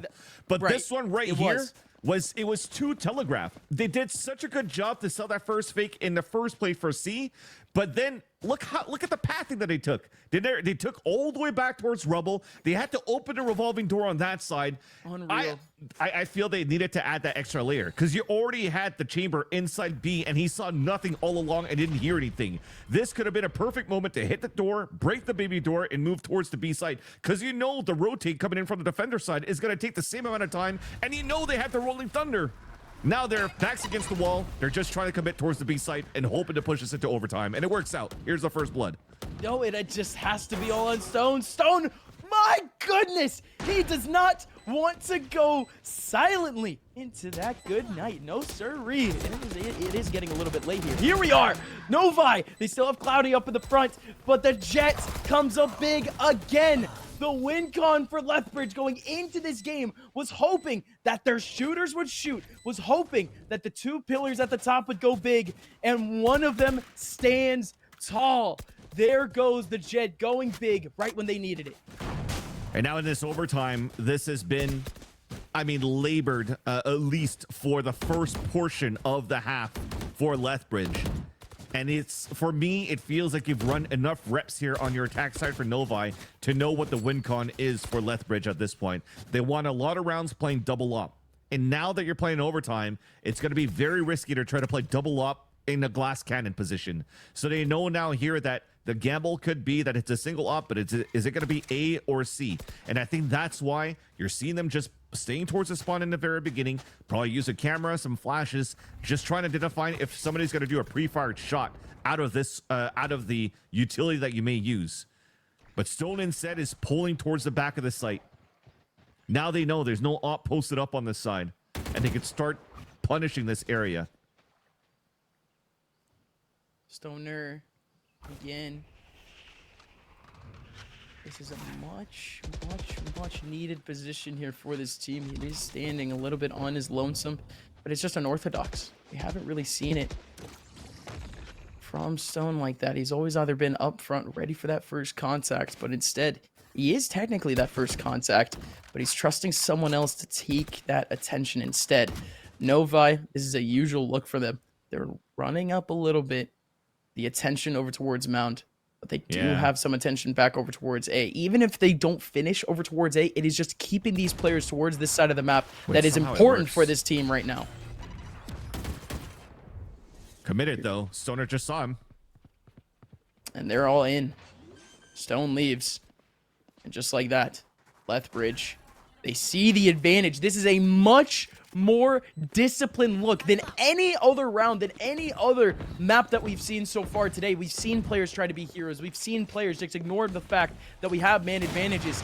This is an adult-looking play from Lethbridge. They take advantage of the man advantage that they got, and now they're spilling onto site, onto the 4, onto the disadvantaged. There you go. One more player remaining, and Flame Droid wipes away Joey. Again, folks, this is 1st to 4 overtime here. This is only the first of 4 Lethbridge would need to close out this overtime. But Lethbridge, what a nice mental way to start things off. Yeah, it's a beautiful retake towards the end here from Lethbridge. One aftershock and flash. Joey almost had it, right? He had an orb, a plant, and a kill. Rolling Thunder available, but he was only the last player remaining after everybody else fell. Again, from a nice smoke, covering that double stack that usually Omens like to play at on a post plant. More utilities coming through with the stun. It was just clean from A to Z because of that discipline that you mentioned here, Upmind. Now they have an opportunity to just flood into, it seems like it was going to be a B site to start, but might be a mid to B towards the end, just to make sure that you're keeping some players at bay, but you're forcing this door to break. Going towards B side might not be the best call right now because you know there's easy rotates coming through and there's strong side on B now. That's why Stone's moving forward towards the A side and he's trying to make a play. And if he gets this, my goodness, it opens things up entirely for Lethbridge, but oh my. Over towards B, it's not exactly the play that they might want. They have a player around the corner about to peek potentially, but no. Sen, he doesn't even have the gun to peek with. He just still holds on to the shotgun looking for something cheeky. But now that he gets into the one-on-one, Stone had time. He had the space. and he was able to strike, but that, again, 3K? is another good adult look from Rabbit. But Rabbit 3K down in terms of the HP, and like you said, the 3K coming in strong because the man just had such a good angle. But Cloudy, he does come in. Yeah, another 1v1 for Mr. Jetman himself, but just like that, we are done. 14-12. It was just a quick overtime. Never mind. Hey, look. Hey, I was thinking about the wrong game. Ladies and gentlemen. Listen, I'm doing that game a little bit later, but the Play versus Cup ends in spectacular fashion for LCI as Lethbridge are your Play versus Cup Youth Valorant champions. Congratulations to the team. Well done overall on how they also played here in the last few rounds to adapt on the fly here in the third map and make it work for their overtime too. But that's also, once again, a player that I have to highlight from that first map being Stone on, what, 10 first bloods that he was able to get on defense and on attack, and this time just pulled up his pants and said, look, let me try to make sure that I carry us to the victory with some impact frags going through in this overtime. Isolated 3 different 1v1s to allow here LCI to close this series and to be crowned our champions here of the Play versus Cup Championship. The youth program in Upmind. You asked me the predictions. I think I got it right. Yeah, I mean, kind of. You did kind of give me like a some hope, like an outside answer and like some hope for both teams. But yeah, no, listen, you only gave hope for good reason. Both of these teams were confident going into this last map, and my goodness gracious, we saw everything out of both teams. We saw comeback from both Novi and Lethbridge throughout that series, or just throughout that one map alone. And the adaptations, again, just a good mental play from both of those teams finally started to sprout throughout that second half, throughout that OT. But again, you gotta give it to the fact that in OT, the person to give them that spark was their Jet once again. And it's not like we weren't expecting that. It's just the fact that he was such a consistent presence throughout the early round, right? Still putting in such a thorn into the side of Novi. But what an attempt from Novi. What a story from Novi. Novi came into this with 3 subs into the semifinal, and they were still able to be in that semifinal. The team that took down LCI in the Michigan State Finals. I mean, listen, you couldn't write it any better potentially for Novi. They just weren't able to finish the story. Yeah, a nice attempt for sure. And that was, what, not losing a single map until they got into the grand finals here. And that's something you got to be proud of, right? Wildcats here, Novi rejoice. I think this is still a great run that you did. You know, to get to this point and to even beat those guys at the semifinals with a brand new roster, with subs, having and they also changed compositions on the fly for the grand finals too. So now you have to change your strategies, you have to adapt on the fly. It takes a lot from your IGL to make sure that you're able to make this game competitive, and they did so in great fashion. This is a very exciting second map and even third map that they displayed just to try to cross that finish line, but just unfortunately today it wasn't enough. Yeah, no more false info from me, because I'm just gonna be done talking from now on. Okay, I'm gonna go away from the child game for right now. I'm gonna go where the adults go and talk about that whole little CT nonsense that I was talking about earlier. I gotta go there real quick, so we're gonna send it back over to the desk over in Charlotte. Boys, what do y'all think about the action? Again, congrats to LCI.